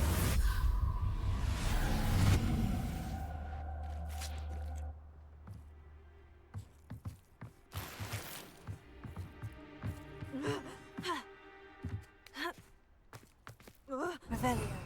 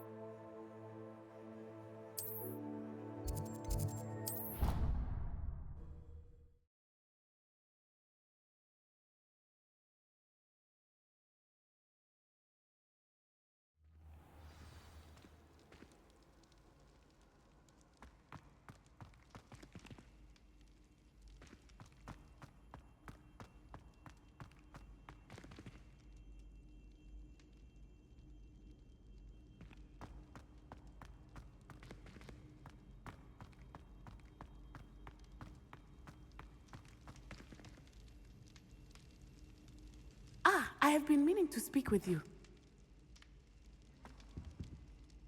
I still can't believe we escaped the Ashwinders. You may not realize it, but you are the talk of the school since you saved me that day. I wonder how everyone knows about it. I told my mother in the hope that she would be more forgiving of what I have been up to if it came from me. She likely told other professors, and news travels quickly. Unfortunately, she might, in fact, have been even less forgiving than I'd hoped. I don't blame her for being concerned. We have been involved in some dangerous activities. As the Ashwinders were locking me up and threatening my life, it did occur to me that my mother may have been right. Has Officer Singer done anything with the evidence we provided? She has not. Harlow is as strong as ever. Someone needs to stop him, whether it is us or Officer Singer. If someone had stopped the monsters like him in Matabeleland, my father would be alive today. What exactly happened to your father? It was a beautiful day. My mother had gone to tend to a neighbor who was ill, and so my father and I were galloping in the savannah. Galloping? Your father was also an animagus, I take it? He could become the most majestic giraffe, and he would carry me on his back, my arms around his neck. We were on our way home when we surprised a group of bandits who had come from our village. One of them saw me just as he removed a scarf from his face. He shouted and then aimed his rifle. He didn't want you to identify him. Exactly. In an instant, my father bowed his neck to protect me and was hit. As he fell, my father changed back into his human form. When the bandits saw this, they turned and ran in fear. Magic terrified them, and then he was gone. And it was all my fault. Your fault? How so? He died protecting me. If I had been capable of protecting myself, he would still be alive today. My mother and I tried to go on without him, but it became too much for us there. A few years later, we left to come to Scotland. Do you think taking down the Ashwinders will avenge your father's death? No. Vengeance is not what drives me. My father would not want that. He and my mother raised me to believe that it is a privilege to be able to fight for those who cannot. I know there is risk involved, but I feel it is worth it. I am glad you seem to think so too. What does your mother think about all of this? Well, as you saw, she worries a great deal. She is an excellent seer, but I think it bothers her to this day that she did not see my father's death coming. She misses him, as do I. So I believe on some level she understands my need to seek justice in a small way. But that does not mean that she likes it. Do you think your father would approve of the things we've been doing? Oh my, that is a good question. In theory, yes. Although he would worry as my mother does.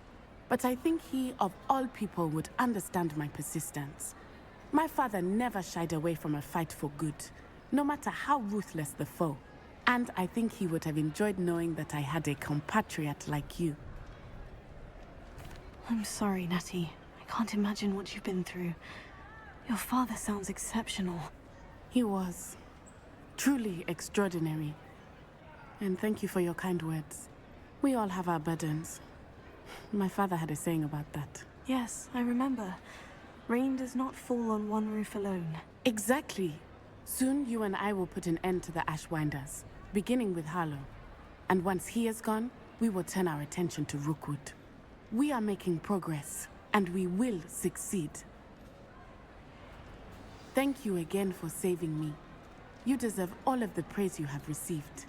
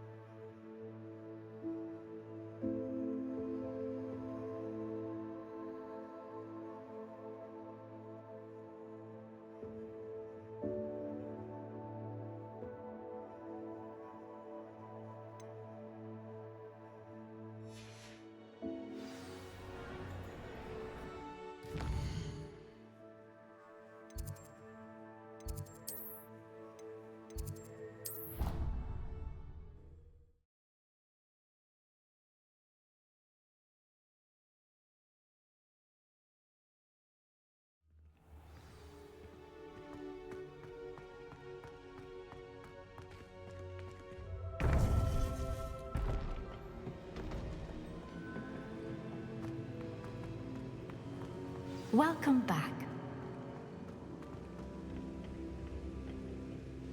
Hello, Professor. I have news. The goblins are looking for something. Another repository. They've built drills to help with their search. Most troubling. Are these repositories like the broken container I found at Rookwood Castle? They are. I fear we have no time to lose. Have a look at the map. Fortunately, the next trial is fairly nearby. It's Hogwarts. As you know, I was headmistress in my time. My portrait hangs in the headmaster's office. In fact, I witnessed Professor Black learn of your arrival. And I'll confess that I wondered about you. Wait, is the next trial in the headmaster's office? It is. I had hoped that when the time came, the occupant of that office would be of help to us. Unfortunately, this headmaster seems wildly unconcerned with anything but himself. You'll need to access the office while he's away. I understand. Very well. We'll find some way to get in. Good. I shall meet you in my portrait there. Until then.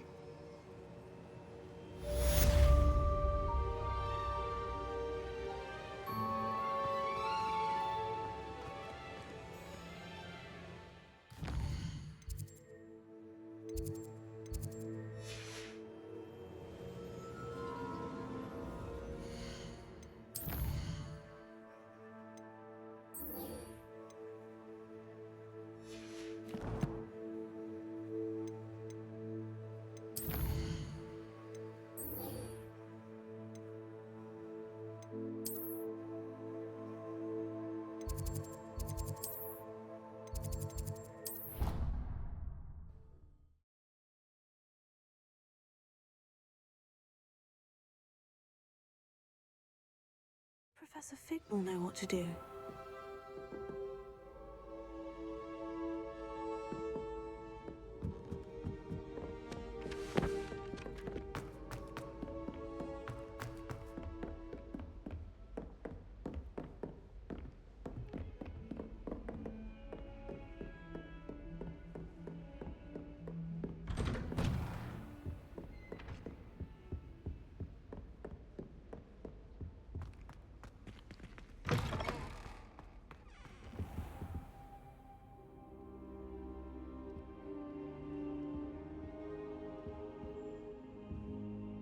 Now here's Professor Fig. The Keepers have shown me where the next trial is. Has something changed? Lodgok and I have learned that the goblins are searching for another repository, like the one we saw at Rookwood Castle. And I discovered that they're building massive drills to help in their search. Professor Fitzgerald seemed very concerned. I see. Ranrock clearly knows even more than we suspected. And sir, there's something else. Lodgok knew Miriam. He knew Miriam? They encountered each other at Rookwood Castle. She was doing research. That's where she found the container with the port key. He liked her so much that he let her leave with it, despite orders from Ranrock. I don't know what to say. She could win over almost anyone. I want to hear more of this. And, in fact, I'd like to speak with Lodgok directly. But we've no time now. Where is the next trial? Believe it or not, it's in the headmaster's office. Incredible. Very well, you'll need the password to get past the stone gargoyle. The headmaster's house elf will know it. I don't know the headmaster's house elf. Will he even speak to me? I imagine he's loyal to the headmaster. He is. So you'll need a disguise. I have just the thing. A polyjuice potion. You'll look and sound like Professor Black. Wait, doesn't polyjuice potion require a bit of the person you want to change into? And take ages to brew? It does. So how do you already have polyjuice potion to change into Professor Black? One never knows when such a thing may come in handy. Let's just say I felt the need to be prepared for anything after my fruitless trip to the Ministry on his behalf. Now, time is of the essence. Drink up and I shall explain more.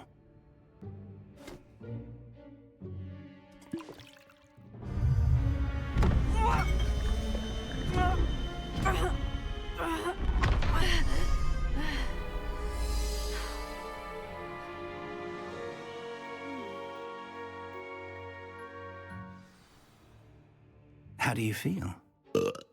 Incredible. I won't forget that taste anytime soon. How do I sound? Convincing. I've taken the liberty of transfiguring your robes. As we discussed, you'll need the password from Scrope, who could be anywhere in the castle. You might look for Professor Kagawa. She's taken to badgering the poor elf about Quidditch in the hopes that he can convince Black to change his mind. Thus far, unsuccessfully. I see. But what if Professor Black sees me? Leave him to me. I shall tell him where to meet a liaison from the Ministry in Hogsmeade. That should give you plenty of time. Thank you, Professor. I suppose we'll meet again in the map chamber. It's rather strange to hear gratitude coming from Professor Black. I'll see you there. Now to find the headmaster's house elf.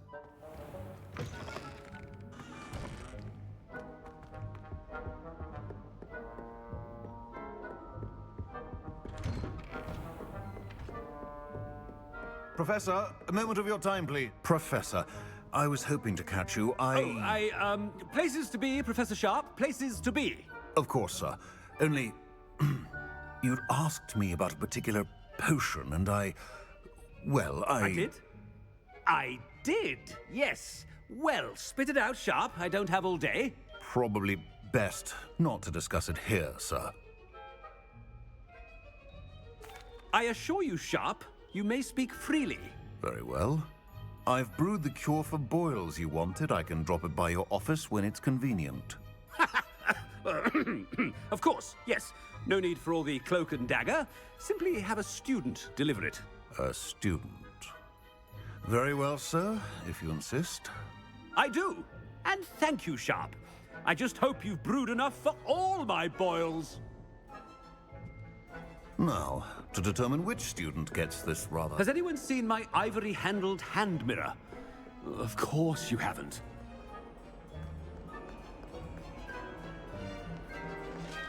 What could the headmaster want?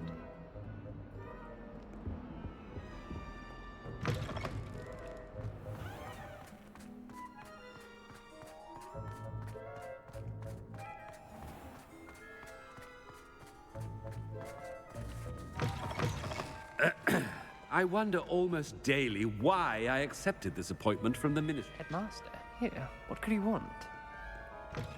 If you must speak with me, consult my secretaries or what have you. Professor, a word? Professor Black, again, it is not too late to reconsider your decision regarding Quidditch. We could still have trials and a somewhat shortened season. It would be better than none at all. But the injury, Madam Kagawa. Professor, more than one student has taken a bludger to the head on our pitch. I dare say it knocked some sense into them. And they're fine now. The fact that it happened to be a pureblood, well, that's no reason to... What nonsense! That you would trivialize the health of a student over a silly game. A silly game? You are quite impossible sometimes.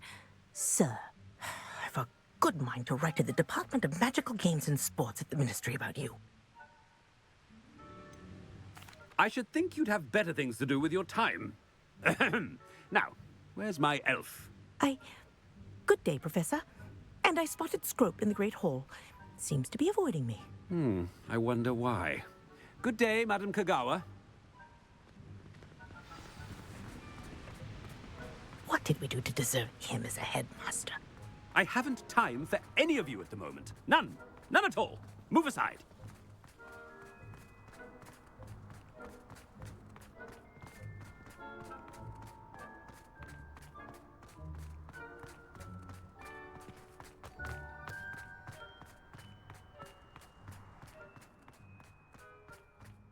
Garlic asked me to explain to the class the main use of plants.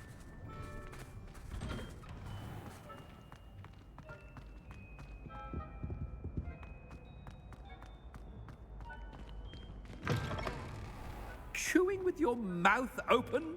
Where are your manners? Professor, I need to speak to you. Hello, Professor Black. Ah, Professor Weasley. How delightful to see you. Sir? Since I have you here, I wonder if I might, speak with you about Professor Fig. Oh, very well. I've decided to give him a bit more leeway with his time. Leeway, Professor? Are you sure that's wise? I confess I do worry for his students. He's rarely here as it is. Ah, well, yes. He's handling some official ministry business for me. I see. But, sir, if I may, I am wary of how much time the new fifth year seems to be spending away from the castle, supposedly on Professor Fig's behalf. I've heard unsettling rumors of their escapades. Everything from sneaking into the Forbidden Forest to confronting Ranrock's loyalists and Rookwood's lot. What? Goodness. You cannot believe everything you hear, Professor. No, you cannot. I mean, I shall keep an eye on Fig. You simply keep doing the wonderful job that you're doing. Simply wonderful. Thank you. But I'm happy to look into... Good. That'll be all, Weasley. I mean, Professor Weasley. Good day. A wonderful job. Leeway for Professor Fig?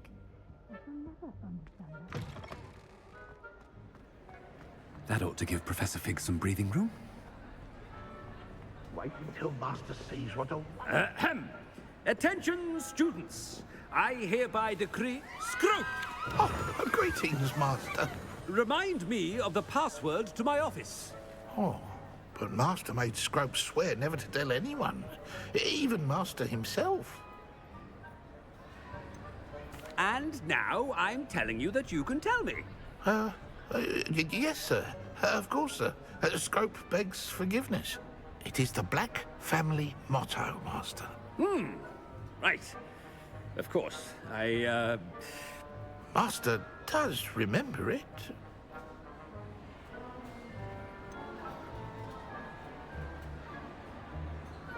Of course I remember. It's the Black family reigns. Is Master giving Scrope a test? It's purebloods forever, isn't it? Close, Master. Scrope thinks Master is indeed testing Scrope. It is always pure. Obviously. And, of course, as Master knows, in French. Yes, of course. I order you to pronounce it for me. Oh, but Master knows that Scrope's French is most pitiful. Oh, very well. Toujours pur. Ha! Thank you. Never speak of this conversation with me or anyone else. Of course, sir. Scrope shall try his best to keep out of Master's way. The polyjuice potion's wearing off. I best get out of sight.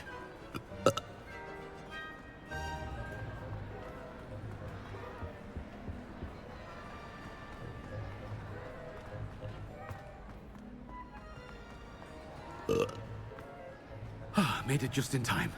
It's wearing off. Fig was right. I can't believe it worked. Now, to speak the password to the gargoyle.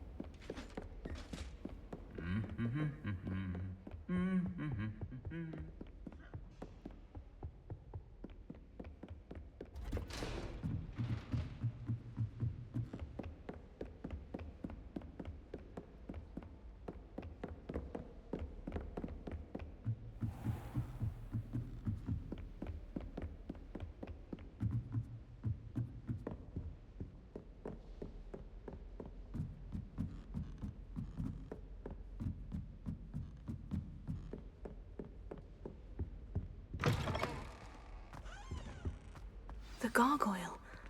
That's where I need to speak the password. Toujours pure. Revelio.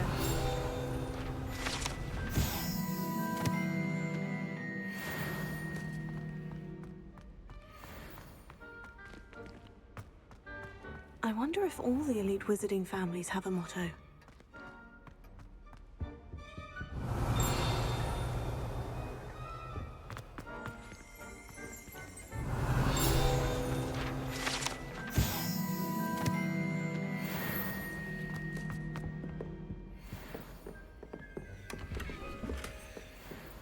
Revelio.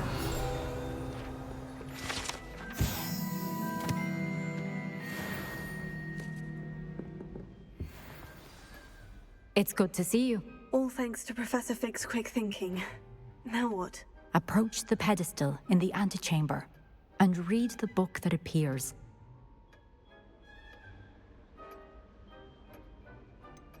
What can I expect to find in the book? A story. I cannot say more. You may recognize some elements of it, as I was inspired by a tale with which many wizarding children are familiar. I suspect there will be more to this than reading a book. Your suspicions are correct. We shall speak when you are finished.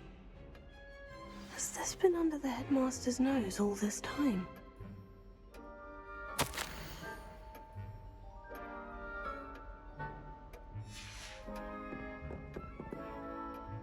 Revelio.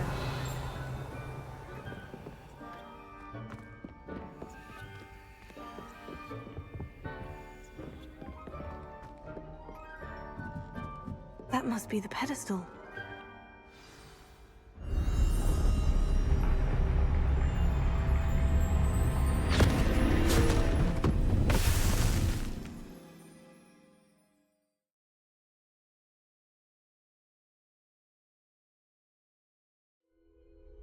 Where am I? Professor Fitzgerald, can you hear me? I am here. In this place, you may call me Neve. You shall be witness to a fable. Pay attention. Things are not always as they seem. You must move swiftly and cautiously. Use the tools you encounter to find me. In this place, as in life, death takes many forms. Avoid each of them at all costs.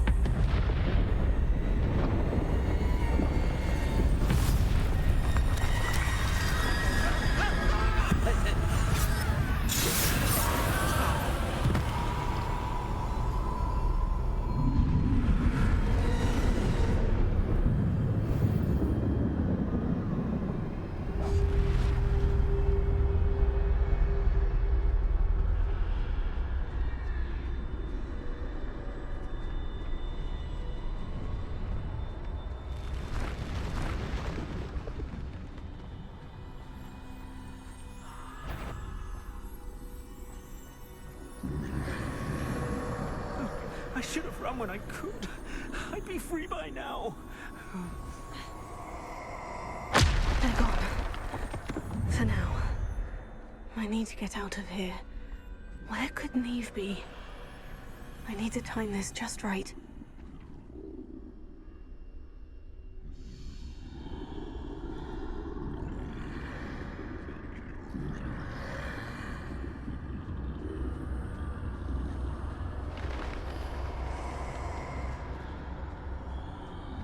I see. A staircase straight ahead.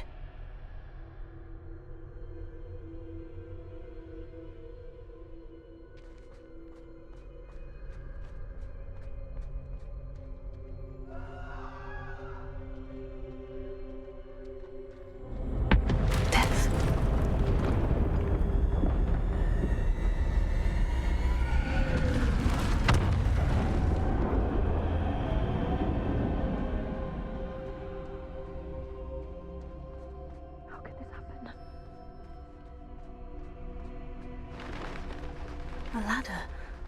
Perhaps they won't be able to find me if I go up there.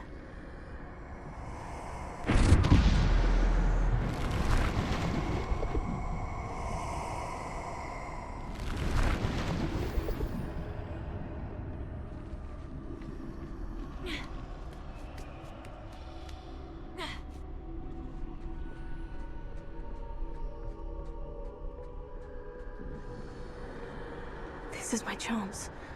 I'm coming, Neve.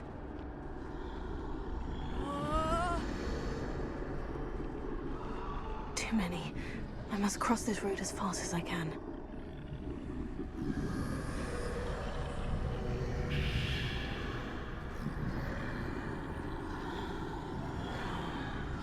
That's where I need to go. But I need to find a way past them.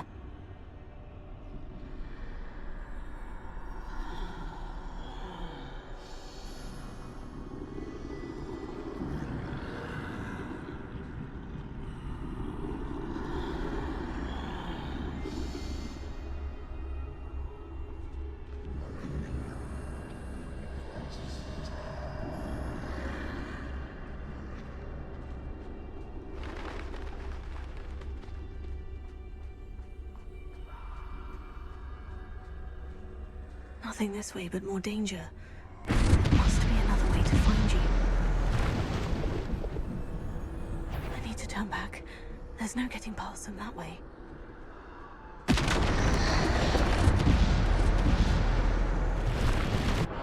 That door... closed tight. No way but forward, I suppose.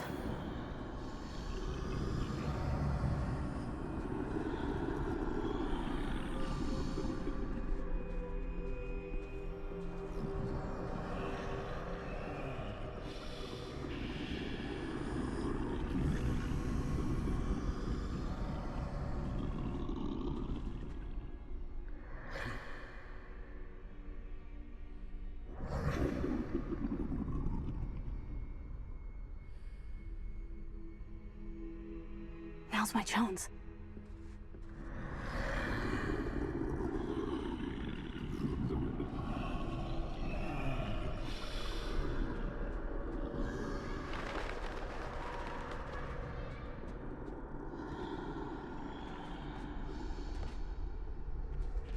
That's the way forward.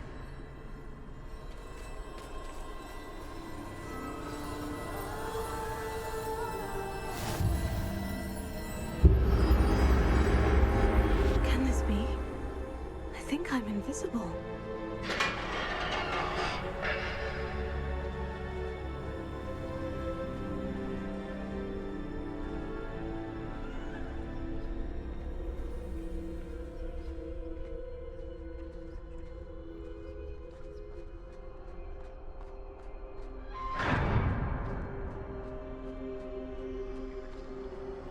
They can't see me at all. I can get closer to them.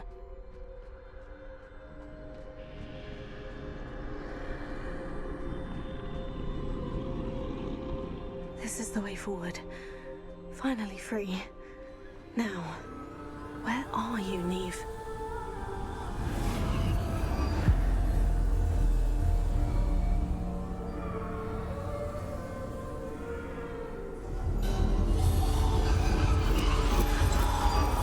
You have outrun death thus far, but have yet to find me.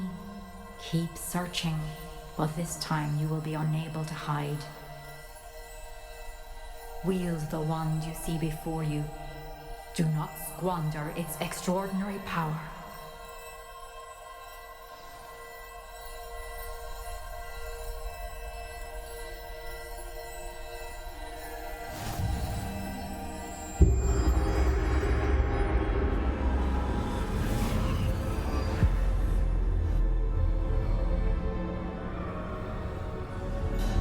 I've never felt such power.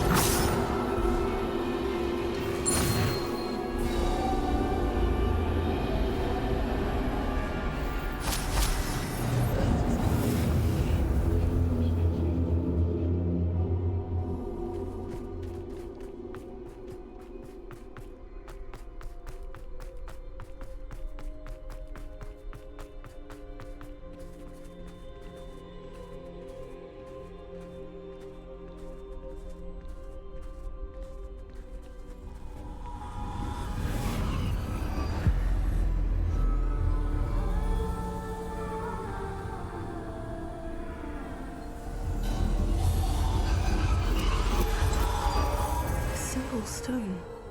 This must be for me.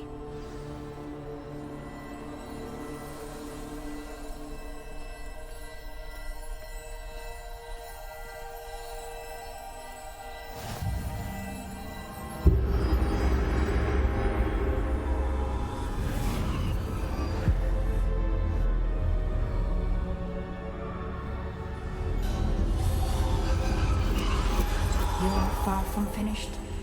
Pass through the mourners ahead. Nothing is what it seems. I can't believe she's dead. Oh, poor Neve. Gone so young. Neve! We won't be the same without her.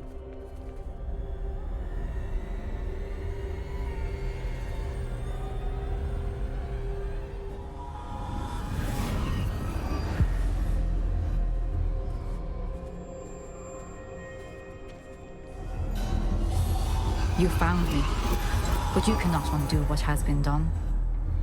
The magic of the stone can only conjure a shadow of my former self.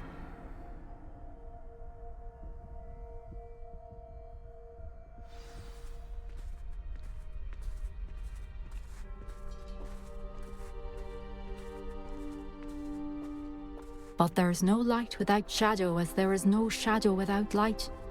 Simply because you can eliminate darkness does not always mean that you should.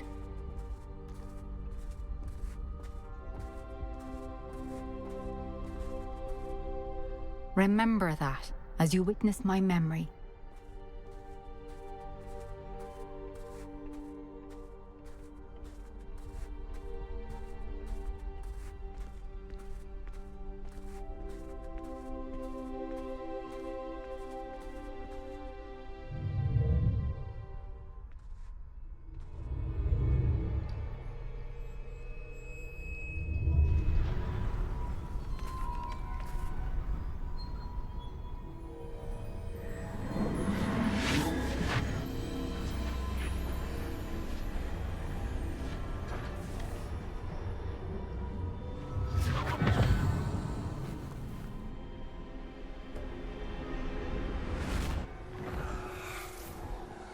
Isadora, what you did for your father was remarkable. Well, wasn't it? And Percival needn't worry about the strands of emotion or the traces that this magic leaves. I found a way to contain all of it. You haven't stopped. Goblin Silver. You spoke to a goblin about this. Don't worry, he has no idea what we're containing. We don't know what effect any of this may have. The emotions, the dark traits. You sound like Percival. And as it happens, I do know. It is a source of strength, of focus. Somehow it enhances my ability to wield magic. I don't follow, Isadora. I think we can harness it. Power like this is not to be toyed with. In the wrong hands, You saw what I did for my father. Only imagine the good we could do. Everyone is in some kind of pain.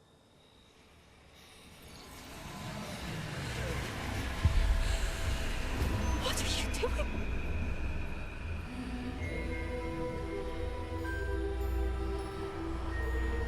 Breathe it in. Can you feel it? Oh, Isadora. This must stop. All of it.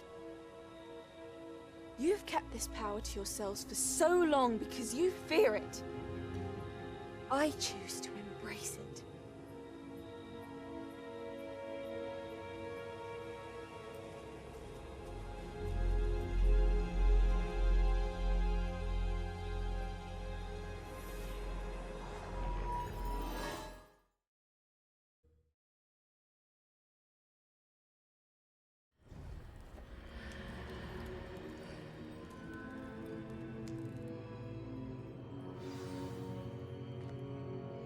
Revelio.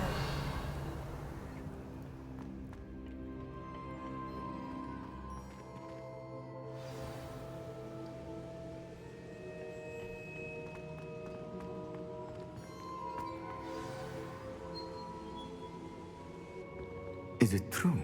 Has someone completed the first 3 trials? It is, and I have. But you are so... Young. I know. You must be Professor Bakar. I am. Pleased to meet you. The pensive memory I just witnessed. Was Isadora inhaling painful emotions? She was.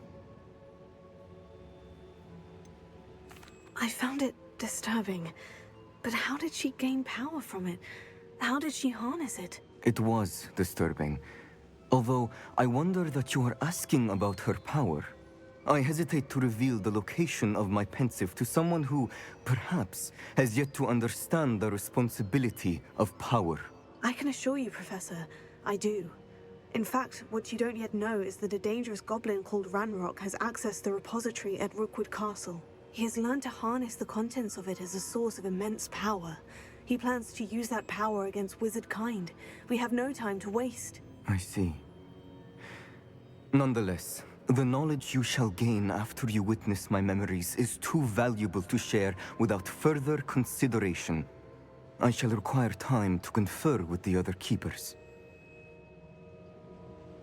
It seems we have no choice but to wait, frustrating as it is. I heard what you told Professor Bakar. Isadora was inhaling emotions to gain power? She was, and she pulled emotions, as she did from her father, from Professor Fitzgerald, without permission. Monstrous. What's more, she said that she found a way to store the traces of magic she extracted in goblin silver. The repositories? Possibly. There's something I didn't get a chance to tell you earlier. Ranrock has been digging at locations tied to the 5 names he found in the journals of a goblin metalworker named Bragbor. 5 names? The Keepers, and who else? Isadora Morganac? Precisely. That's how he's been one step ahead of us.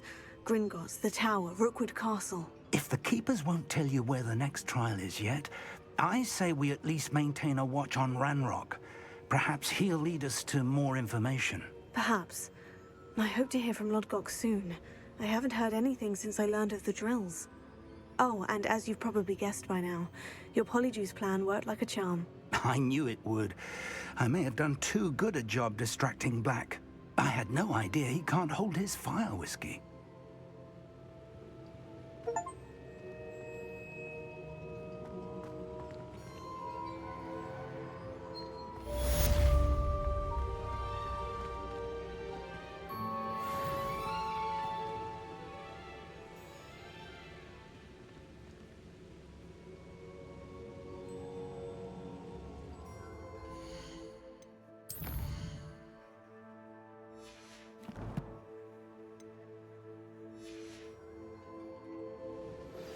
I shouldn't have reacted so bitterly about your goblin friend. I apologize. I hope we can finish what we started with the triptych. Please meet me at the southern coast. We can search for the final canvas piece.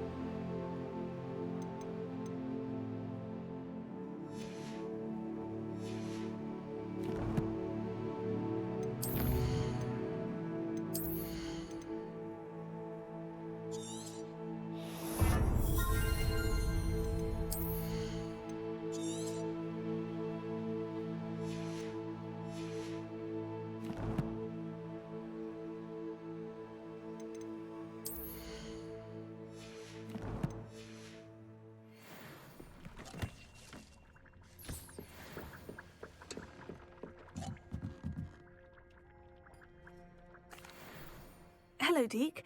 Professor Weasley said you had an idea. Indeed, Deke does. Deke knows that you want to learn about all sorts of beasts, and Deke recently heard rumors of a phoenix nest in a nearby mountain. A phoenix nest? I wonder if it belongs to the phoenix Natty mentioned, the one Harlow and the poacher pack are after. Deke would not doubt it. If Deke has heard of it, surely the nasty poachers have as well, which means it could be in danger. Well, I'd better go and rescue it then, hadn't I? Deke thinks so. So majestic a beast should not fall into such vile hands. Deke is not sure why, but Deke feels that saving a phoenix might help to make amends for what happened with Deke's prior master. Deke hopes that you are able to find the phoenix and bring it to the room where it will be safe.